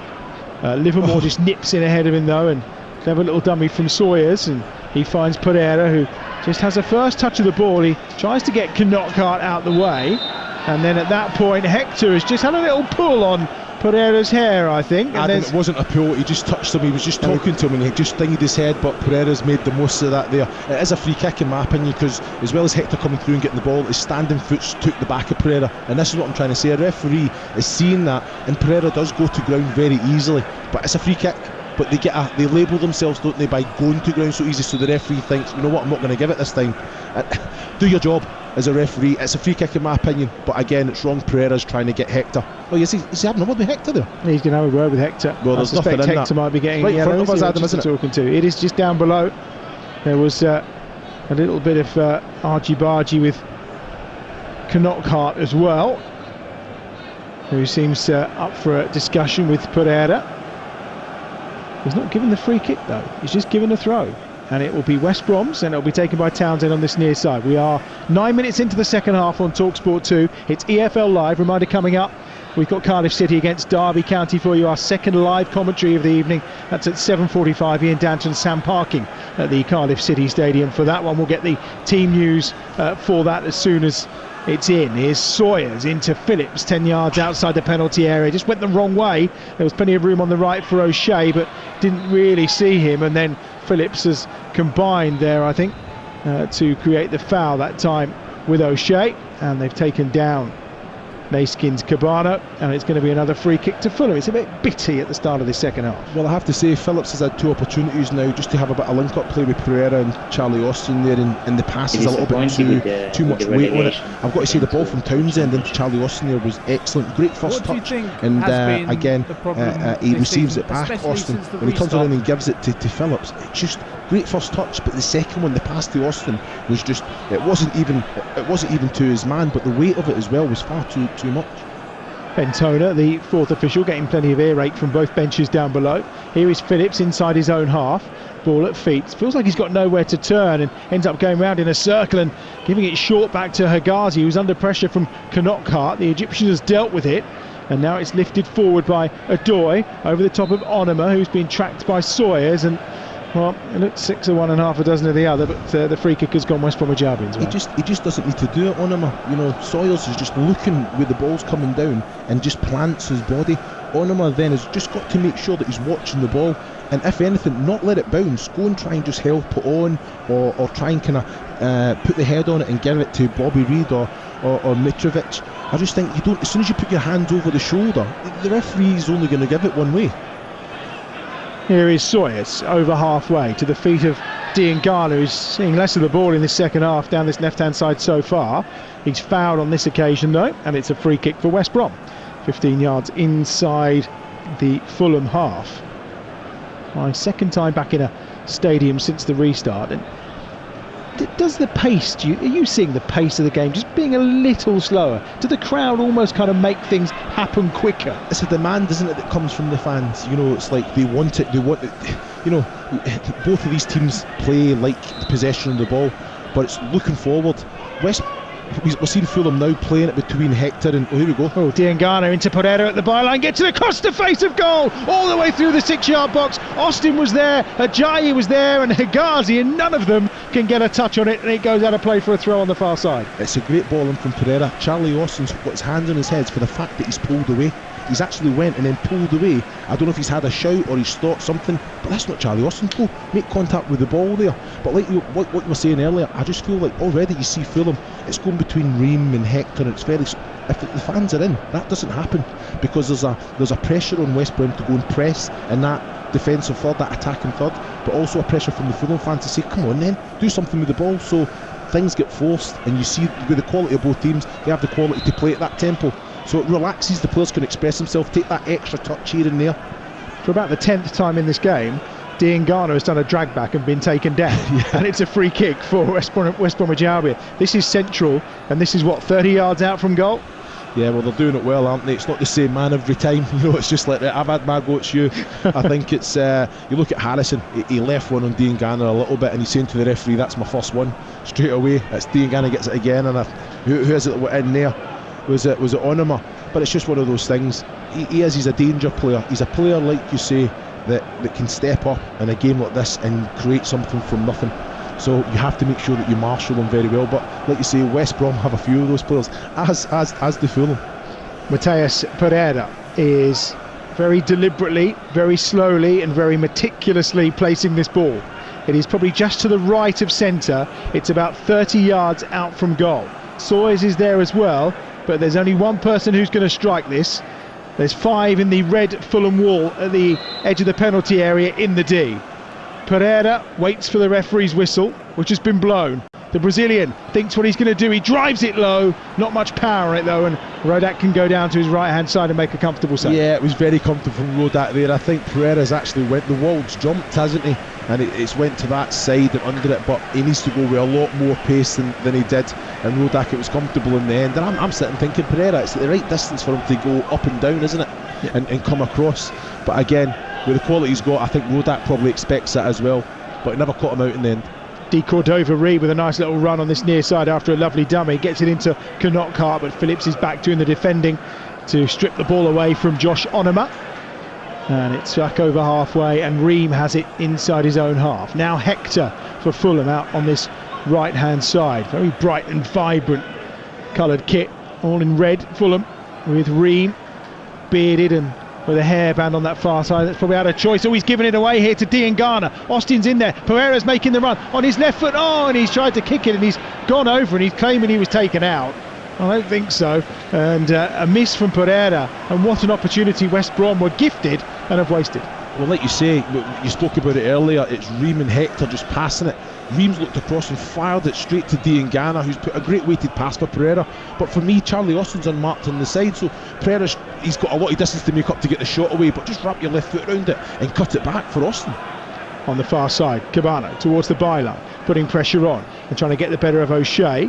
It comes down to Phillips inside the penalty area. It's great defending who from volleys O'Shea. It clear. Great defending from O'Shea. And Cabano's already made the yard, but then he cuts back onto his right.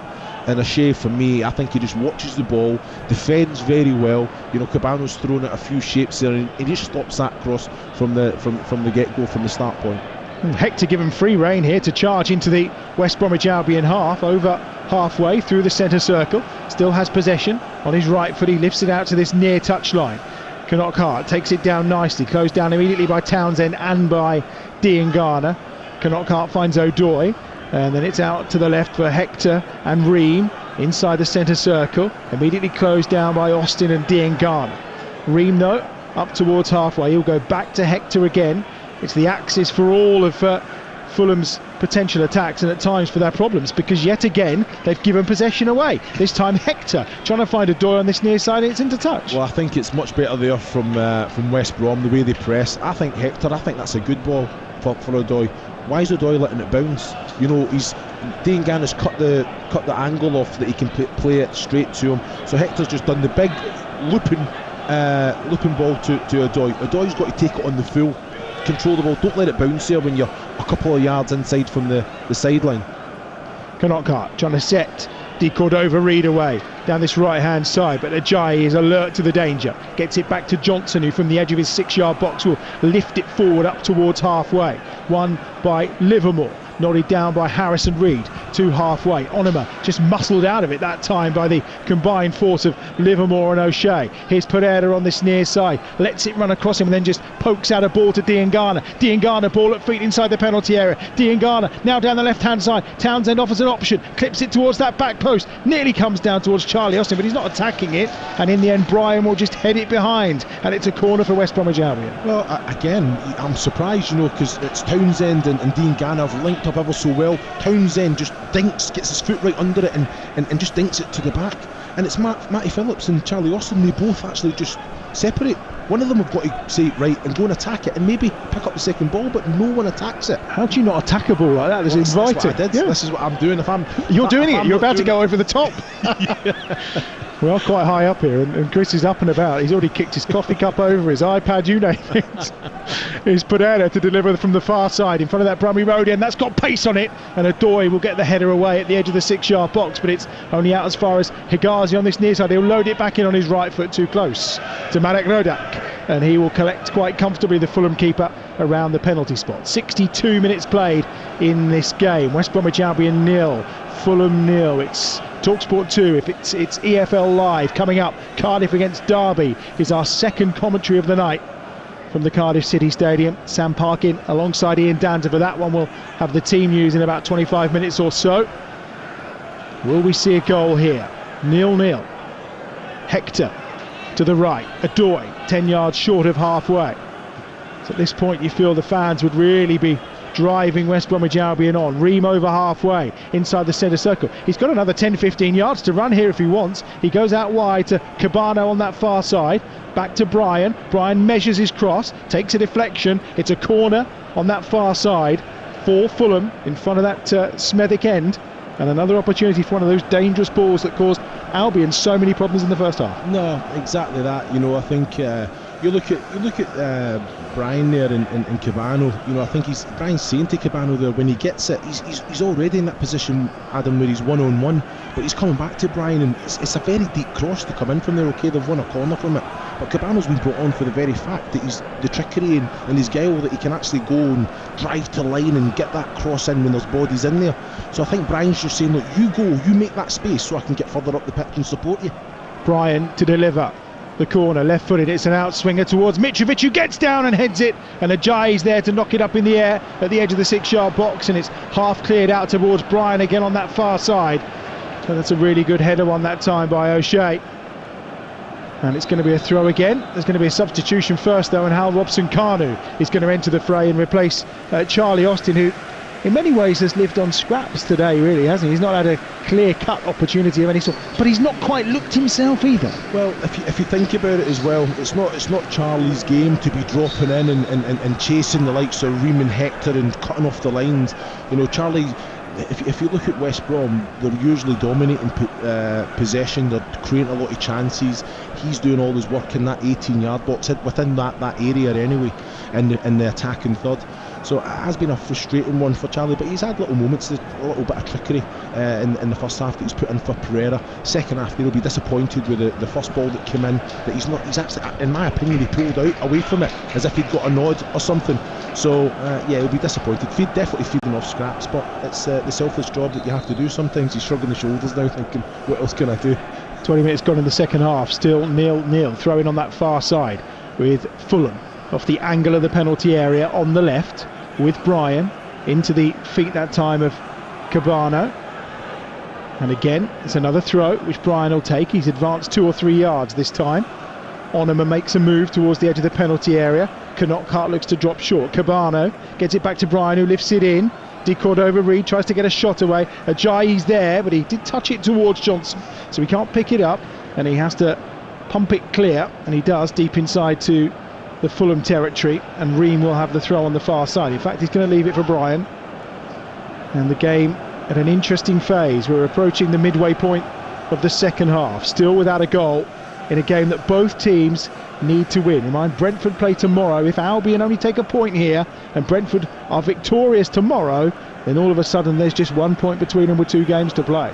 Still all in their hands. That's the thing. Just don't lose. You know, let's go out. We've got the quality that we can win the match, but we don't concede. We don't concede. Johnson from inside his penalty area, up towards halfway. Nice flick on from Townsend. It's Diangana, just lifts it over Adoy's head, but Adoy was sharp and alert to that one and finds Harrison Reed in the middle of the park.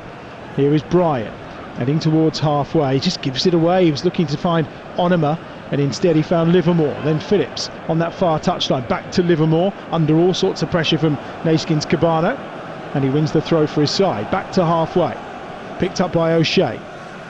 Now, square the ball goes from Ajayi to Hegazi. Down this left-hand touchline for Townsend. Pereira saying give it to Diangana and Sawyers. Not me right now. He's in a front three at the moment with Phillips and also with Robson Kanu. He's just drifted back in field again, Pereira, but the ball's gone the other side of the field to O'Shea and to Phillips by the corner flag. Trickery and step overs from Phillips. O'Shea delivers the ball into the box. It's nodded down and comes to a chance for Diangana, who just digs it out with the outside of his left foot, and it's literally inches wide of that left-hand post. They say it's taken a deflection, the referee, and it's out for a corner, but Diangana just took his time, got his feet sorted and poked it goalwards, but it just goes wide. Fantastic just control from Diangana, and he sent everyone the wrong way, but it's a save. Rodak's come out and just got a little touch. Diangana, as nonchalant as he just went with the outside of his left to try and get into the bottom right hand corner of the goal that we're facing, and I've got to say Rodak done ever so well just to get any contact on it whatsoever. We've thought a couple of times that he doesn't control the ball, but he does that, just drags it, doesn't he? Pereira gets it in, Hegazi with a flick on, and then over the top of the crossbar from Ajayi as the referee says it's time for the water break. But what an opportunity. Again, you know, Hegazi puts it on, flicks it on. Ajayi's just got to make sure that he reacts.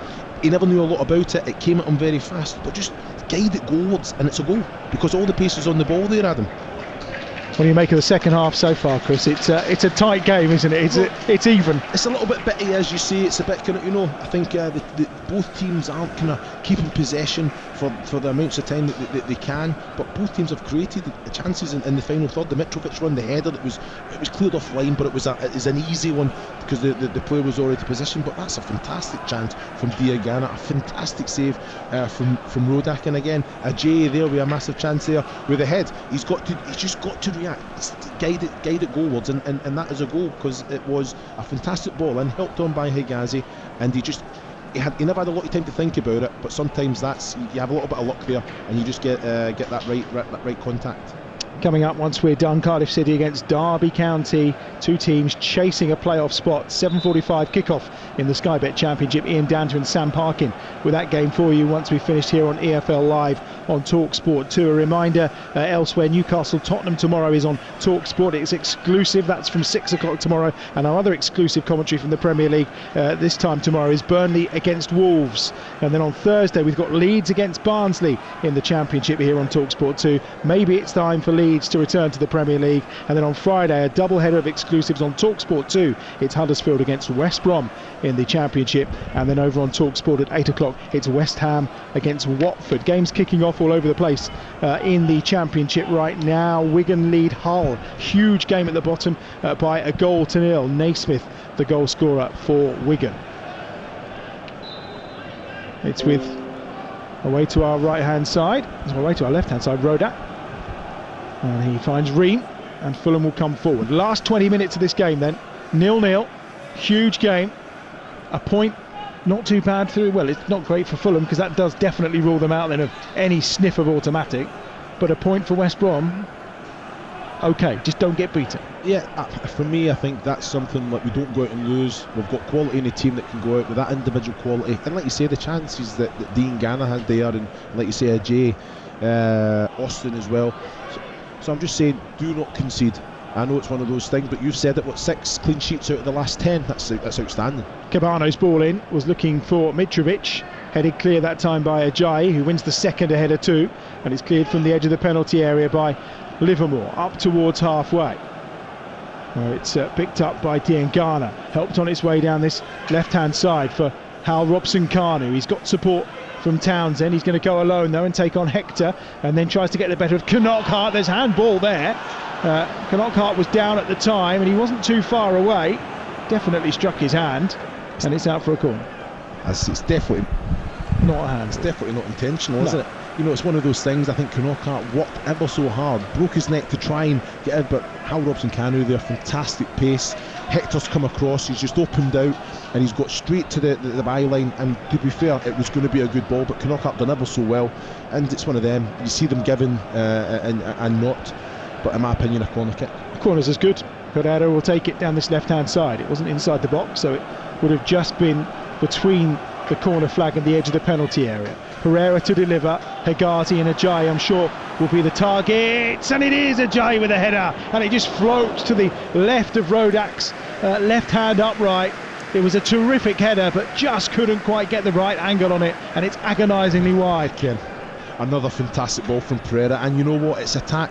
I say it all the time, go and meet the ball at the highest point you can, and Ajayi did that there. He's just basically right on the penalty spot, isn't he? And he's made good contact, he's tried to direct it, and it's our top, us looking at it, it's the top right hand corner, Rodak's top left hand corner, and if it's on target, it's a goal, but it's just wide of the target.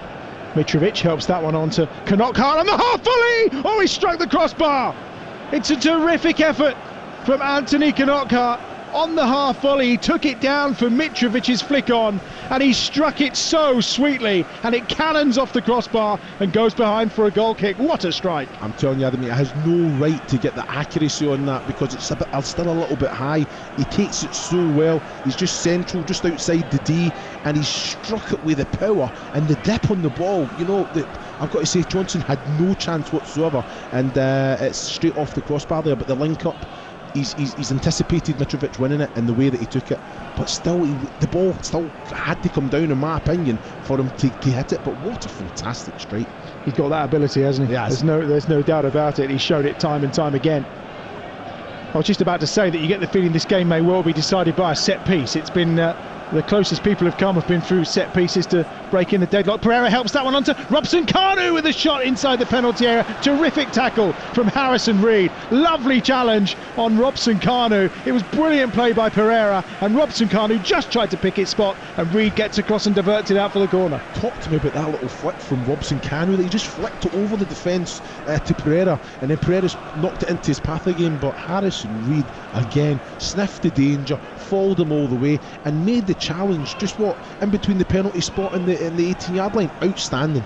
Pereira's corner headed away with some power by Mitrovic as far as Sawyers comes to the edge of the box. Livermore is just clattered into at the edge of the penalty area by Alexander Mitrovic, and it's a free kick to West Brom, and it's right on the edge of the box, the edge of the D. Well, I'm looking at Mitrovic's reaction. He doesn't believe that there was anything wrong with that. He's took Livermore out of the game there. I think it's like I'm in complete shock. To be fair, Livermore's done ever so well, but Mitrovic was at full pelt and just basically just smashed into him there. And say the referee was positioned well. There's no doubt that it was a free kick, and this is a perfect distance as well for Pereira to get up and down as well, Adam. It is. It's 2 or 3 yards outside the D at the edge of the penalty area. To the right-hand side. And at this point, there are 5 or 6 in a Fulham wall. Everyone is back inside the West Bromwich Albion penalty area in a red shirt. Diangana is standing there. Sawyers is there. Ajayi is lurking in the penalty area as well. But there is absolutely no doubt that Matheus Pereira is going to go for goal. That wand of a left foot of his, this could be perfect for a bit of Samba magic. 15 minutes remaining on TalkSport 2. It's EFL Live coming up. Cardiff against Derby County, a 7:45 kickoff. 0-0 here, quarter of an hour to go. Pereira over this free kick, 20 yards from goal, on that left foot of his, and he drills it low and straight into the wall. It cannons out on this near side though to Diangana, who's closed down immediately by Knockart. And then Onuma comes in as well, and the throw-in goes West Brom's way with Diangana. But 2 free kicks and 2 poor efforts from Pereira. Yeah, I felt that his reaction there when it hit the wall, he was trying something, you know. It's sometimes, you know, that you go and you hit the ball right in the valve, Adam, and you want it to kind of go up, and I just felt it was poorly struck, because the quality that he's got, he's not even getting it over the wall there. Ajayi's ball in, and the flick header from Pereira around the penalty spot. Again, couldn't quite get it on target. It's wide of Rodak's right-hand post. Here's a change coming, and it's for Fulham. No surprise, Onuma is the player that's going off, and Stefan Johansson is the player that's coming on, of course. Spent part of last season on loan here at West Bromwich Albion. But he'll come on for Fulham for these final 15 minutes. Well, again, fantastic footballer, Stefan Johansson. You know what you're going to get. Very technically aware, energy up and down all over the place. And I think he breaks up very well, but his distribution is excellent. Here's Ream bringing it out from the back for Fulham. Away to our left-hand side. 13 minutes remaining. Plus, of course, time to be added on. Mitrovic does well. Adoy will keep it in down this right-hand side. Knockhart's with him. Closed down by Diangana. Knockhart, though, does well, but then Livermore nips in just ahead that time of Johansson, who's not quite up to speed on the battle that's going on in the middle of the park yet. And Fulham do manage to get it back, and it's with Adoy. And he goes all the way back to Rodak, away to our left-hand side. 13 minutes remain. 0-0. Hector down this right-hand side for Fulham. Options closed down, and Robson Kanu did good work, meaning Rodak was really the only option. And well, Fulham at the moment just can't get out their own penalty area. Yeah, you look at the front four, it's Matty Phillips, Pereira and Diangana, and obviously Robson Kanu at the point, and they're not being able to play. There's Harrison Reed, I think, can do a little bit more to try and create an angle to receive it. But look at this, the one possession of the ball, keeping it well. Pereira, look at this fantastic play. Pereira does brilliantly to hold off Cabano, wide on the left-hand side. Here's Townsend with a chance to deliver, and he does. It hits Hector, again, point-blank range. May well have been the arm, but it's going to be a corner on this left-hand side. Again, great play, like you say, making it very difficult when Fulham have got the ball. They're having to go back. Adoy, how many times when Adoy should go forward that he's getting forced back and playing it straight back to the keeper or to one of the centre-backs, and it's just down to that front four, very compact, shuffling across, closing down the angles, and again, when they receive the ball, all of a sudden the expansive game comes. They keep possession of the ball, they're passing it, they've got players that can actually run with it. Pereira there just drove with it forward. Great little through ball from Townsend, and again, there we go. Pereira with the corner. This time he was looking to try and find Robson Kanu on the volley, and it's cleared away by Fulham. And down that left-hand side, Harrison Reed will cut infield. He's got Cordova Reed on this right-hand side. Instead, he's gone through the centre where it's picked up by Cabana. Now onto Knockhart, into Cabano again, and a good foot in that time by Matty Phillips, who's back at the edge of his own penalty area. He then just flicks it out wide on this near side to Grady Diangana.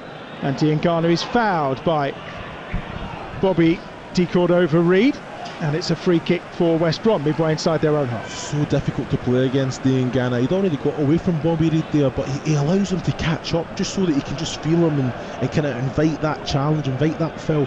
He's just so strong with it, isn't he? He gets his body in, that's kind of low centre of gravity that he's got, you know, fantastic core. But the trickery with the ball, completely in control at all times, Diangana there. Game opening up a little bit now. Yeah, it is. But you know what? It's down to at the minute. Fulham, look at the distance between Mitrovic and the players behind. He's very much isolated with the fact that there's that many bodies in there, and Fulham are probably overcompensating now that when West Brom actually get possession of the ball or break up in the middle of the pitch, they're actually trying to defend that rather than ask the question and push the full-backs and the centre-backs back. This is when you're looking at the likes of Knockhart. They've got to be on their front foot. I know they've got a defensive responsibility to the team, but look, can you get forward? Cabano, get forward. At the minute, it's West Brom that's dictating the complete tempo of the game. Ajayi with a lovely floated crossfield 50-yard pass. Diangana takes it down well into the box, peels for a handball again, waved away by the referee Jeff Eltringham in a good position. Here's Matty Phillips lifting that one across towards Robson Kanu. It's driven in by Livermore. It's the backside, I think, of Reed. And it's up to Mitrovic towards halfway for Fulham. Look at he's so isolated up there. The ball's come up to Mitrovic. He's took 3 touches and there was still no one near him. They've kept possession of the ball, but it was a very close call for the ball inside to Harrison Reed there. But again, they've got to be sure that Cabano Knockhart can get up there and support as often as they can. Ream has it 10 yards outside his own penalty area into the final 10 minutes on TalkSport 2. It's EFL Live. It's West Bromwich Albion 0, Fulham 0 coming up. Cardiff City against Derby County. We'll get the team news for that in probably about 5 or 6 minutes or so. A huge game in the race for those playoff places. Hector coming forward. This is a huge game in terms of West Brom trying to secure automatic promotion. Here's Reed.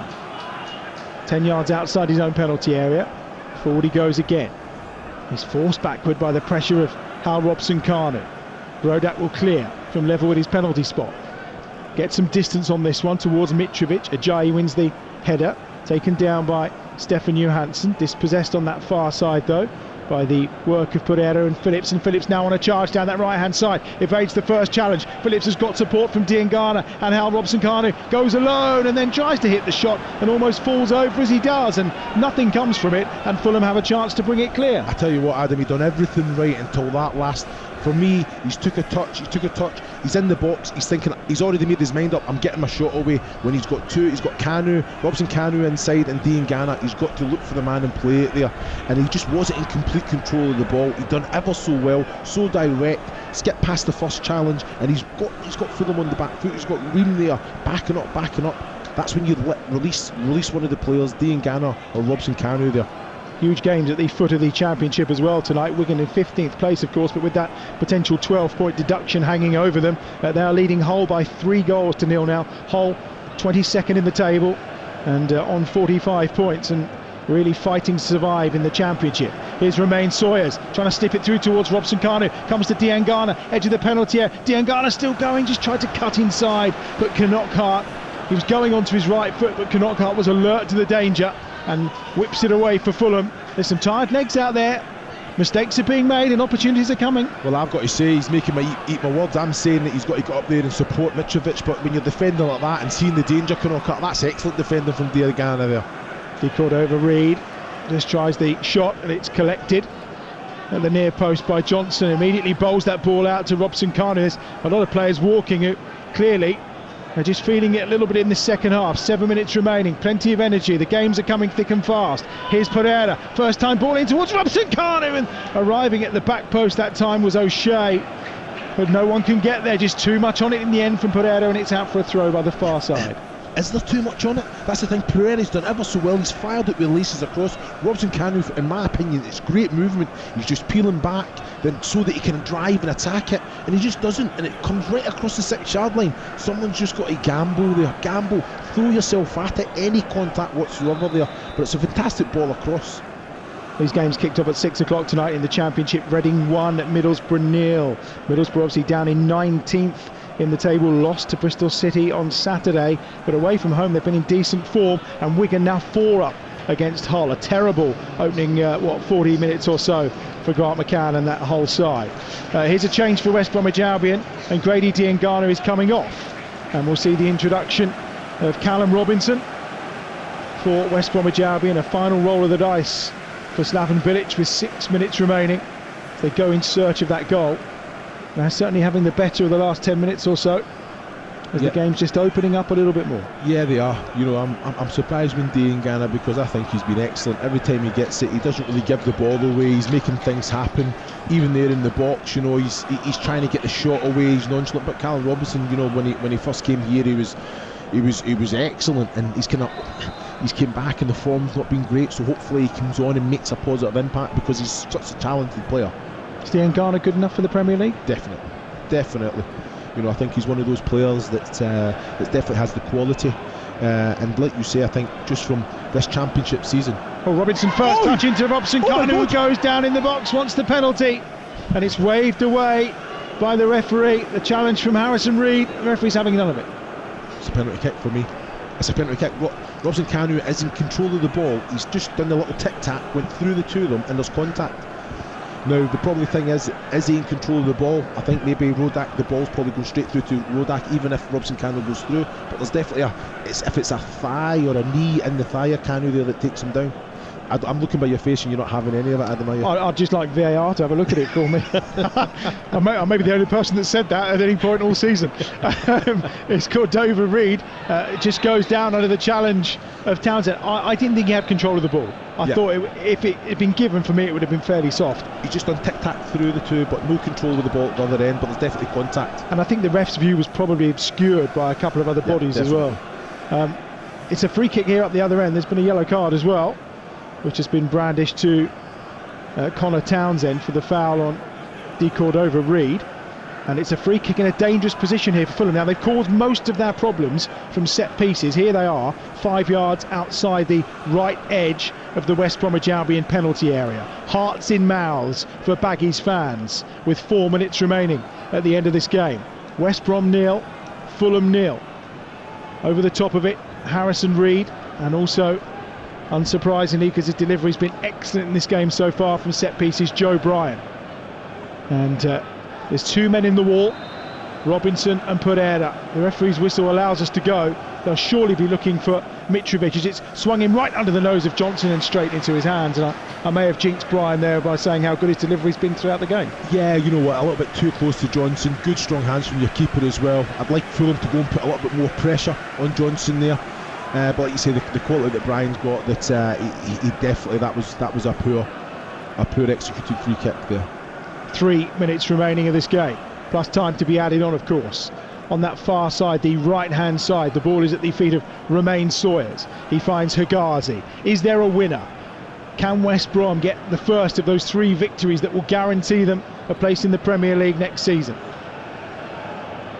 Here to the right-hand side, Johnson launches it on the diagonal from the edge of his penalty area, but way too long and straight to the feet of his opposite number, Rodak, away to our left-hand side. Fulham need the win to keep alive any hopes of automatic promotion. They're already sure of a playoff place.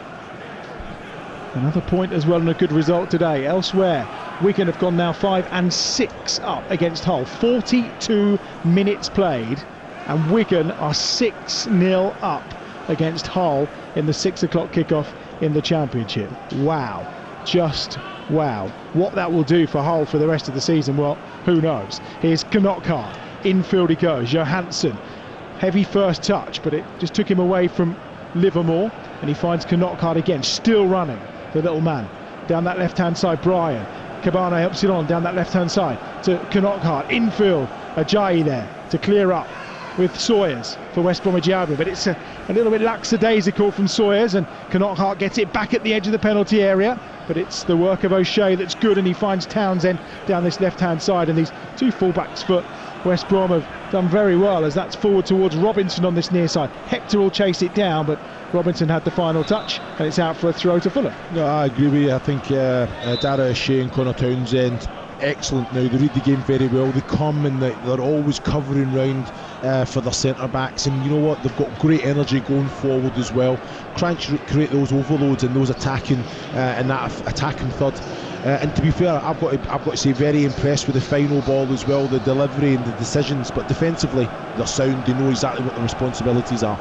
Cyrus Christie is coming on to replace Tim Ream with a minute to go. Got to be. You wouldn't change your centre half with a minute to go, would you? It's a funny one, isn't it? It's just a funny one. Unless there's an injury. Yeah, he's got to be feeling something. But like you say, I think well, he's come on now. He's in an advanced position here, isn't he? So. Unless they are going for the win. Maybe they want the big man to go and join Mitrovic at times. We'll see. Here's Pereira. He's got Christie all over his back. He does well on this near side, Pereira, though, but then Christie manages to win that ball back for Fulham. Phillips will chase hard against Stefan Johansson and probably get the better of him when on that far side. It's a good foot race between the two of them, and in the end Phillips just runs it into touch, and it will be a throw-in on the far side for Fulham. We're into the last 10 seconds of normal time. How much added time will we get at the end of this game? West Bromwich Albion 0, Fulham 0 on TalkSport 2, the EFL Live. Reminder coming up, Cardiff against Derby is our 7:45 kickoff, our second commentary, and a huge game when it comes to those playoff places. 5 minutes of added time. Are we going to get a winner? Can Albion find victory, or can Fulham keep their slim hopes of automatic promotion alive? Good interception from Harrison Reed there at the edge of the centre circle. Otherwise, Pereira was away. He was away. He was gone. It's Romain Sawyer's going to put him through, and I'm sitting thinking, does Harrison Reed even know about the danger? But the control, the way he took it down, interception, control, and then just passed it off nonchalantly. He's been excellent today, Harrison Reed. Cabano has won a corner for Fulham on that far side in front of that Smethwick end, away in the distance where it meets the east stand, and it's going to be Bryan who will go across to deliver with that left foot of his once more. 4.5 minutes of added time, and it's Wigan 7, Hull 0, and it's not even half time. Hide away, Wigan fans. Bryan on that far side, left footed, going to swing this one in. Mitrovic clearly going to be the target here, and it is towards him, but it's headed away at the near post quite well. on this occasion for West Bromwich Albion. Livermore tries to help it out and get some more distance on it. Bryan takes it on, but at the edge of the box, O'Shea's there to clear first time with his right boot up towards halfway. Oh, and that's a missed kick. Pereira's in a foot race here with Odoi towards the edge of the penalty area. Robinson's there as well, but Odoi gets the better of it and then punts it up in the air. And it breaks down towards Reed and Johansson, but good physical work that time from Robson Kanu, who almost got there. But the referee's going to pull that back and give the free kick to Fulham midway inside their own half. Well, I've got to say, great defending there from Odoi, isn't it? The danger, there's two players there, Robson Kanu and Pereira. Odoi just had to be strong. He never went back to the goalkeeper, but he just put his body in between, got it down and cleared the danger. Excellent defending. Cardiff Derby kicks off in less than an hour from now. Let's get the headline team news from your match commentator, Ian Danter. Thanks very much, Adam, and welcome back, by the way, to you. 3 changes for either side tonight. For Cardiff City, Tomlin, Pack and Glatzel come in for Patterson, Volks and Tomlin. Changing goal for Derby County for one of their 3. Keller Roos displaces Ben Hamer. Forsyth and Davis also in for Evans and Bogle. And Jack Marriott is back from injury on the bench for the Rams. We're on air at 7 o'clock here, kick-off 7:45, Adam. Cheers, Dan. Ian Danter alongside Sam Parkin for that one at the Cardiff City Stadium. Final change coming here for West Bromwich Albion, and Pereira is going to depart, and it will be Filip Kravinovic who's going to come on for what will be the final 2.5 minutes of this game. Maybe a sign that Slaven Bilic is happy to take the point, like you say, just not get beaten. Exactly. You know, like you say, it's still in their hands. And like you say, Brentford still have to go out and get that win to put the pressure on, don't they? So just do not concede and make sure, at a minimum, we take a point. Knockart into Johansson inside the centre circle. Out wide on that left-hand side. Cabana. Neeskens Cabana looking to take on O'Shea. He gives it to Bryan though. Bryan gets the ball across and it's out of play for a corner. Another one for Fulham on that left-hand side. Is there late drama here with 2 minutes remaining of the added time at the end of this match? 0-0 on TalkSport 2. The Cardiff game is coming up. Reminder, Brentford take on Preston in the 5 o'clock kickoff tomorrow night. Huge game for automatic promotion from the Championship to the Premier League. Here's Bryan, gets it across but not beyond the first man. It's a decent header away that time by Phillips, and now picked up on the right hand side by Knockart onto his left foot. He swings that one in. Oh, just dancing round the back was Cabano, but it was well read once more at the back and cleared for West Bromwich Albion. You stick with the quality of Joe Bryan as well. You know, beat that first man with the corner. You've done ever so well to win the corner, put pressure on them, put it right in the mix. And like you say, it was just Fat Matty Phillips, great defensive header. But again, they picked circling balls up, and that's a great little ball in for Cabano there. But the man who's always been there, Higazi, big strong head, comes and clears the danger. We are into the final minute of time added on at the end of this game. West Bromwich Albion 0, Fulham 0. Rodak.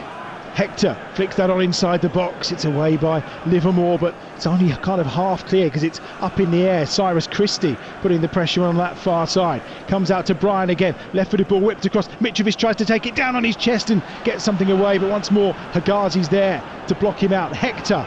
Mitrovic goes down at the edge of the box. The referee says no foul. Looking for it. Lumped back into the edge of the West Bromwich Albion penalty area. Headed clear this time by Townsend. Now out wide by Kravinovic to Phillips on that far side, the right. First man over to him, no surprise, Harrison Reed. Closes him down immediately. Right-footed ball forward from O'Shea. On this near side, Robinson takes it down. He's got support outside him from Sawyers. Sawyers with a chance to deliver into the box, into the final 20 seconds or so. Here's Robinson. Kravinovic, edge of the penalty area. Going to push backwards. He is forced out by Fulham, and that's it. The referee blows his whistle, and it's ended here at the Hawthorns in stalemate. A game really that both sides needed to win, but in the end for West Bromwich Albion, not losing was probably the key. Both halves really dominated by opportunities from set pieces, but no one could find the back of the net. Some really strong defensive displays across the board, but it's a crucial point for West Brom. They now move 4 clear of Brentford in second place in the Championship table. Over to Brentford against Preston tomorrow. But for Fulham, that's the end of any hope they had, slim though it was, of automatic promotion. Full time at the Hawthorns, it's finished. West Bromwich Albion 0, Fulham 0. Adam, thank you very much indeed. Chris, for West Brom, it's in their hands. 2 games to go, win them both, and they're in the Premier League. Yeah, spot on. I think just do not get beat tonight. They had opportunities. They could have took 3. I think it was a fantastic save from Dean Gannett off with Rodak. Fantastic how he just cut off that space and got a little touch with the leg to put it around for the corner. So there was opportunities, but again, I think Slaven will be very happy that they've not lost. And like you say, the pressure's now over to Brentford to carry on doing what they've been doing. And I suppose the closest we actually came to a goal, not even Hegazi's clearance off the line, the second one in the first half, was Anthony Knockaert hitting the crossbar. Yeah, to be fair, what a bit of skill that was, Russ. To be fair, I'm sitting thinking he needs to let the ball come down again, but he executed it well. Sam Johnson had no chance, and like you say, straight off the bar, but it just shows you, that anticipation. Mitrovic flicks it on. The take, Knockaert on the move as well, was outstanding, and to execute it like that, he's done it time and time again, hasn't he? Yeah. For West Brom, Hegazi stuck out, so did Ajayi, terrific. I mean, the players they brought in, their chief scout must be amazing, bringing in those sort of players, and Pereira amongst them, second fiddle at Sporting Lisbon, obviously to Bruno Fernandes. As good as he is, we just saw a couple of things in the second half. He's a bit of a play actor as well. Oh, well, yeah, you know what, it's part of the game that probably a lot of people they don't like, but the referees quickly come down on that. He doesn't get things that when it is justified and it is a free kick, the referee think that he is play acting. But you said there, Russ, about the recruitment, the players that they've brought in, fantastic standard, and the way that they buy into the way that Slaven Bilic wants his team to play as well. Hegazi, for me, was outstanding tonight, ever present, stuck his head where it hurts, doesn't matter what, defended very well, but he's got a good partnership in there with Ajay and I think Adam already alluded to with the full-backs, 2 young players that very much have got a great career ahead of them.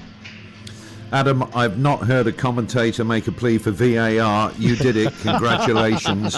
Al Robson-Kanu, you weren't having the penalty, but Chris, you made your animated noises of a former player, and I think, you think it could have been given.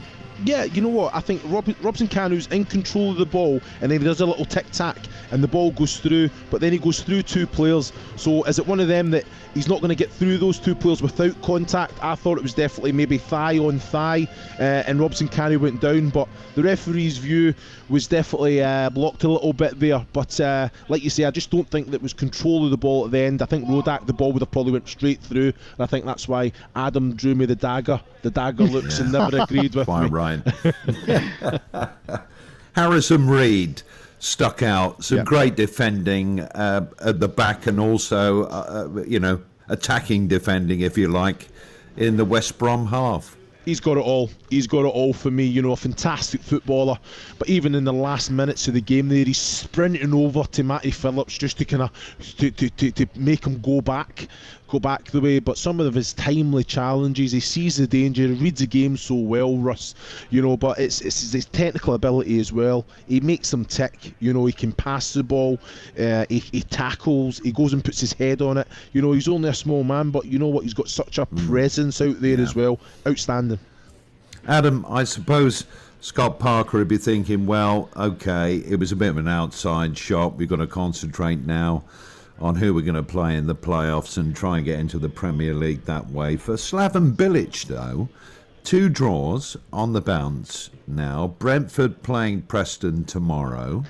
Obviously, if they win, this pressure cooker of trying to get in the Premier League is going to ratchet up a bit. It will, but this could turn out to be the point that does it. And I think that's the bit thing that Chris was alluding to during the game is every point at this stage when it's that tight can become a precious point. And I'm going to go down and talk to him in a minute. My first question is going to be, is that 2 lost, or is that a precious point that ultimately could get you to the Premier League? And I think that's how they've got to view it. The pressure moves. 4 points now. Brentford are going to look and go, ooh, 4 points. So even if we win tomorrow, we still can't get past them. So it's key. It could turn out to be a huge point. Certainly could. Adam, so glad that you're back with us and fitting well again, and great to be working with you. Adam Bridge, our match commentator tonight, and that goes for everyone at the Talk Sport Network as well. And Chris Iwelumo, speak to you soon, my friend. We didn't have any goals, but there was enough to talk about, and there was some good football on display, but it did finish a complete stalemate at the Hawthorns A bit of evening sunshine, though, for them to play in. West Brom 0, Fulham 0.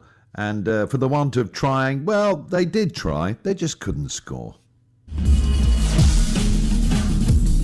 Real outlet, that ball from Ream 2 or 3 times already. He's swung it 40 or 50 yards.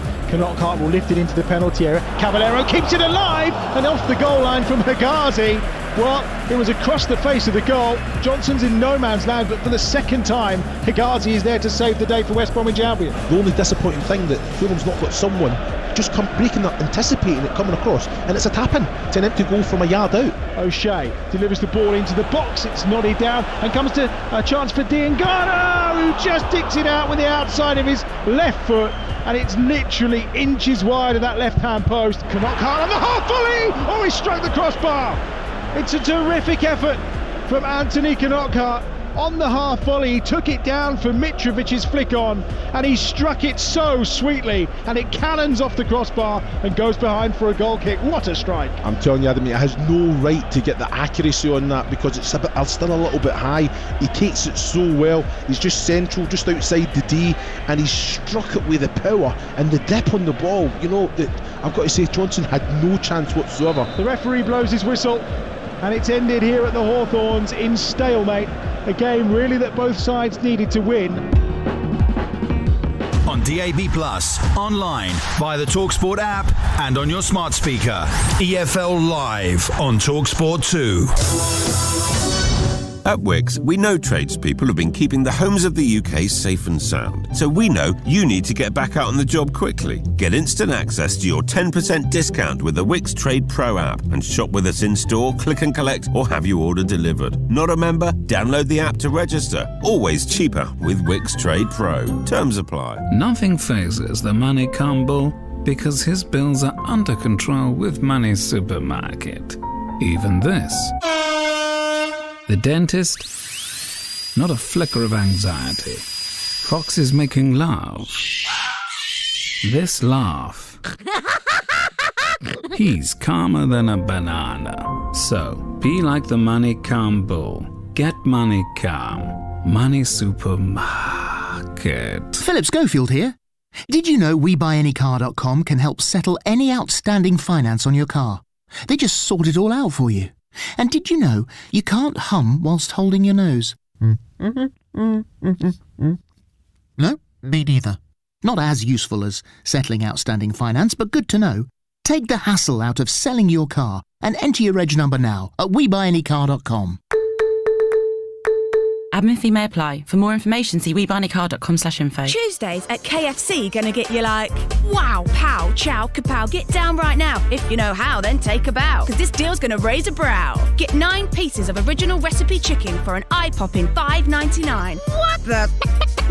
Every Tuesday at KFC. Participating restaurants ends 18th of August 2020. Tuesdays only, subject to availability, not available online. You never know what's around the corner, but at least we can take the pressure off replacing that dodgy boiler. Get a quote for a new one with British Gas and choose to pay nothing for 3 months with interest-free credit for 2 years. You'll also get £150 off or £350 off if you're an existing British Gas home care customer. Offers end August 31st. British Gas, here to solve. Search British Gas new boiler. Conditions apply. British Gas New Heating Limited is a credit broker and uses a panel of lenders. This summer, Amazon delivers you the Premier League. This is the league we want to watch! With 4 games, live and exclusive, and totally free. Oh, wow! Including Sheffield United v Everton on the 20th of July. Coverage starts at 5:30 p.m. Gets a shot away! Brilliantly taken! Sensational! Amazon Prime Video, delivering the Premier League. Let's face it, it's not been the year we expected. But that won't stop us squeezing the barbecue out of the shed, all squeezing onto one table, leaving room for the odd unexpected guest. Down, boy. While not forgetting to squeeze out every last drop of sunshine, or every last drop of Heinz.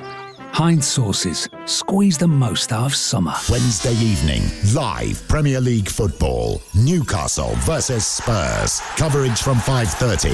Kick-off at 6 on TalkSport. On DAB+, online, via the TalkSport app and on your smart speaker. EFL Live on TalkSport 2. Very good evening to you. This is Russ Williams. Couple of minutes past 7. More live football coming up for you now here on TalkSport 2. It is EFL Live, and our next game features two teams who've both lost their last two games, and they both really need a win tonight. Tomlin, the Times a peripheral figure, can't get there, but Flint plays it forward. Here's Murphy on the break. Glatzel's in the middle. Didn't need it. Murphy scores. Cardiff lead. But it's Rooney who kills it right-footed. Oh! That is absolutely magnificent from Wayne Rooney. It's Tomlin who kills it right-footed. And it's absolutely outstanding from Lee Tomlin. And Cardiff City have redemption. Edge of the area, big chance. Patterson lays it off for Martin, and it's 1-1. Chris Martin, the substitute, has struck in injury time. It is the ultimate smash and grab from Derby County. Cardiff City against Derby County kicks off at 7:45. Lots of football happening tonight. We'll keep you well and truly across it. Let's go to the Cardiff City Stadium and say good evening to our match commentator Ian Danter. How you doing, Dant? Very good, thanks Russ. Good evening to you. So Cardiff 3 points ahead of their visitors tonight, the Rams, with 3 games to play. Both sides on the back of back-to-back defeats, but Cardiff still grimly hanging on to that final playoff spot. And Derby, despite only being 3 points behind, are in 10th. Just goes to show you just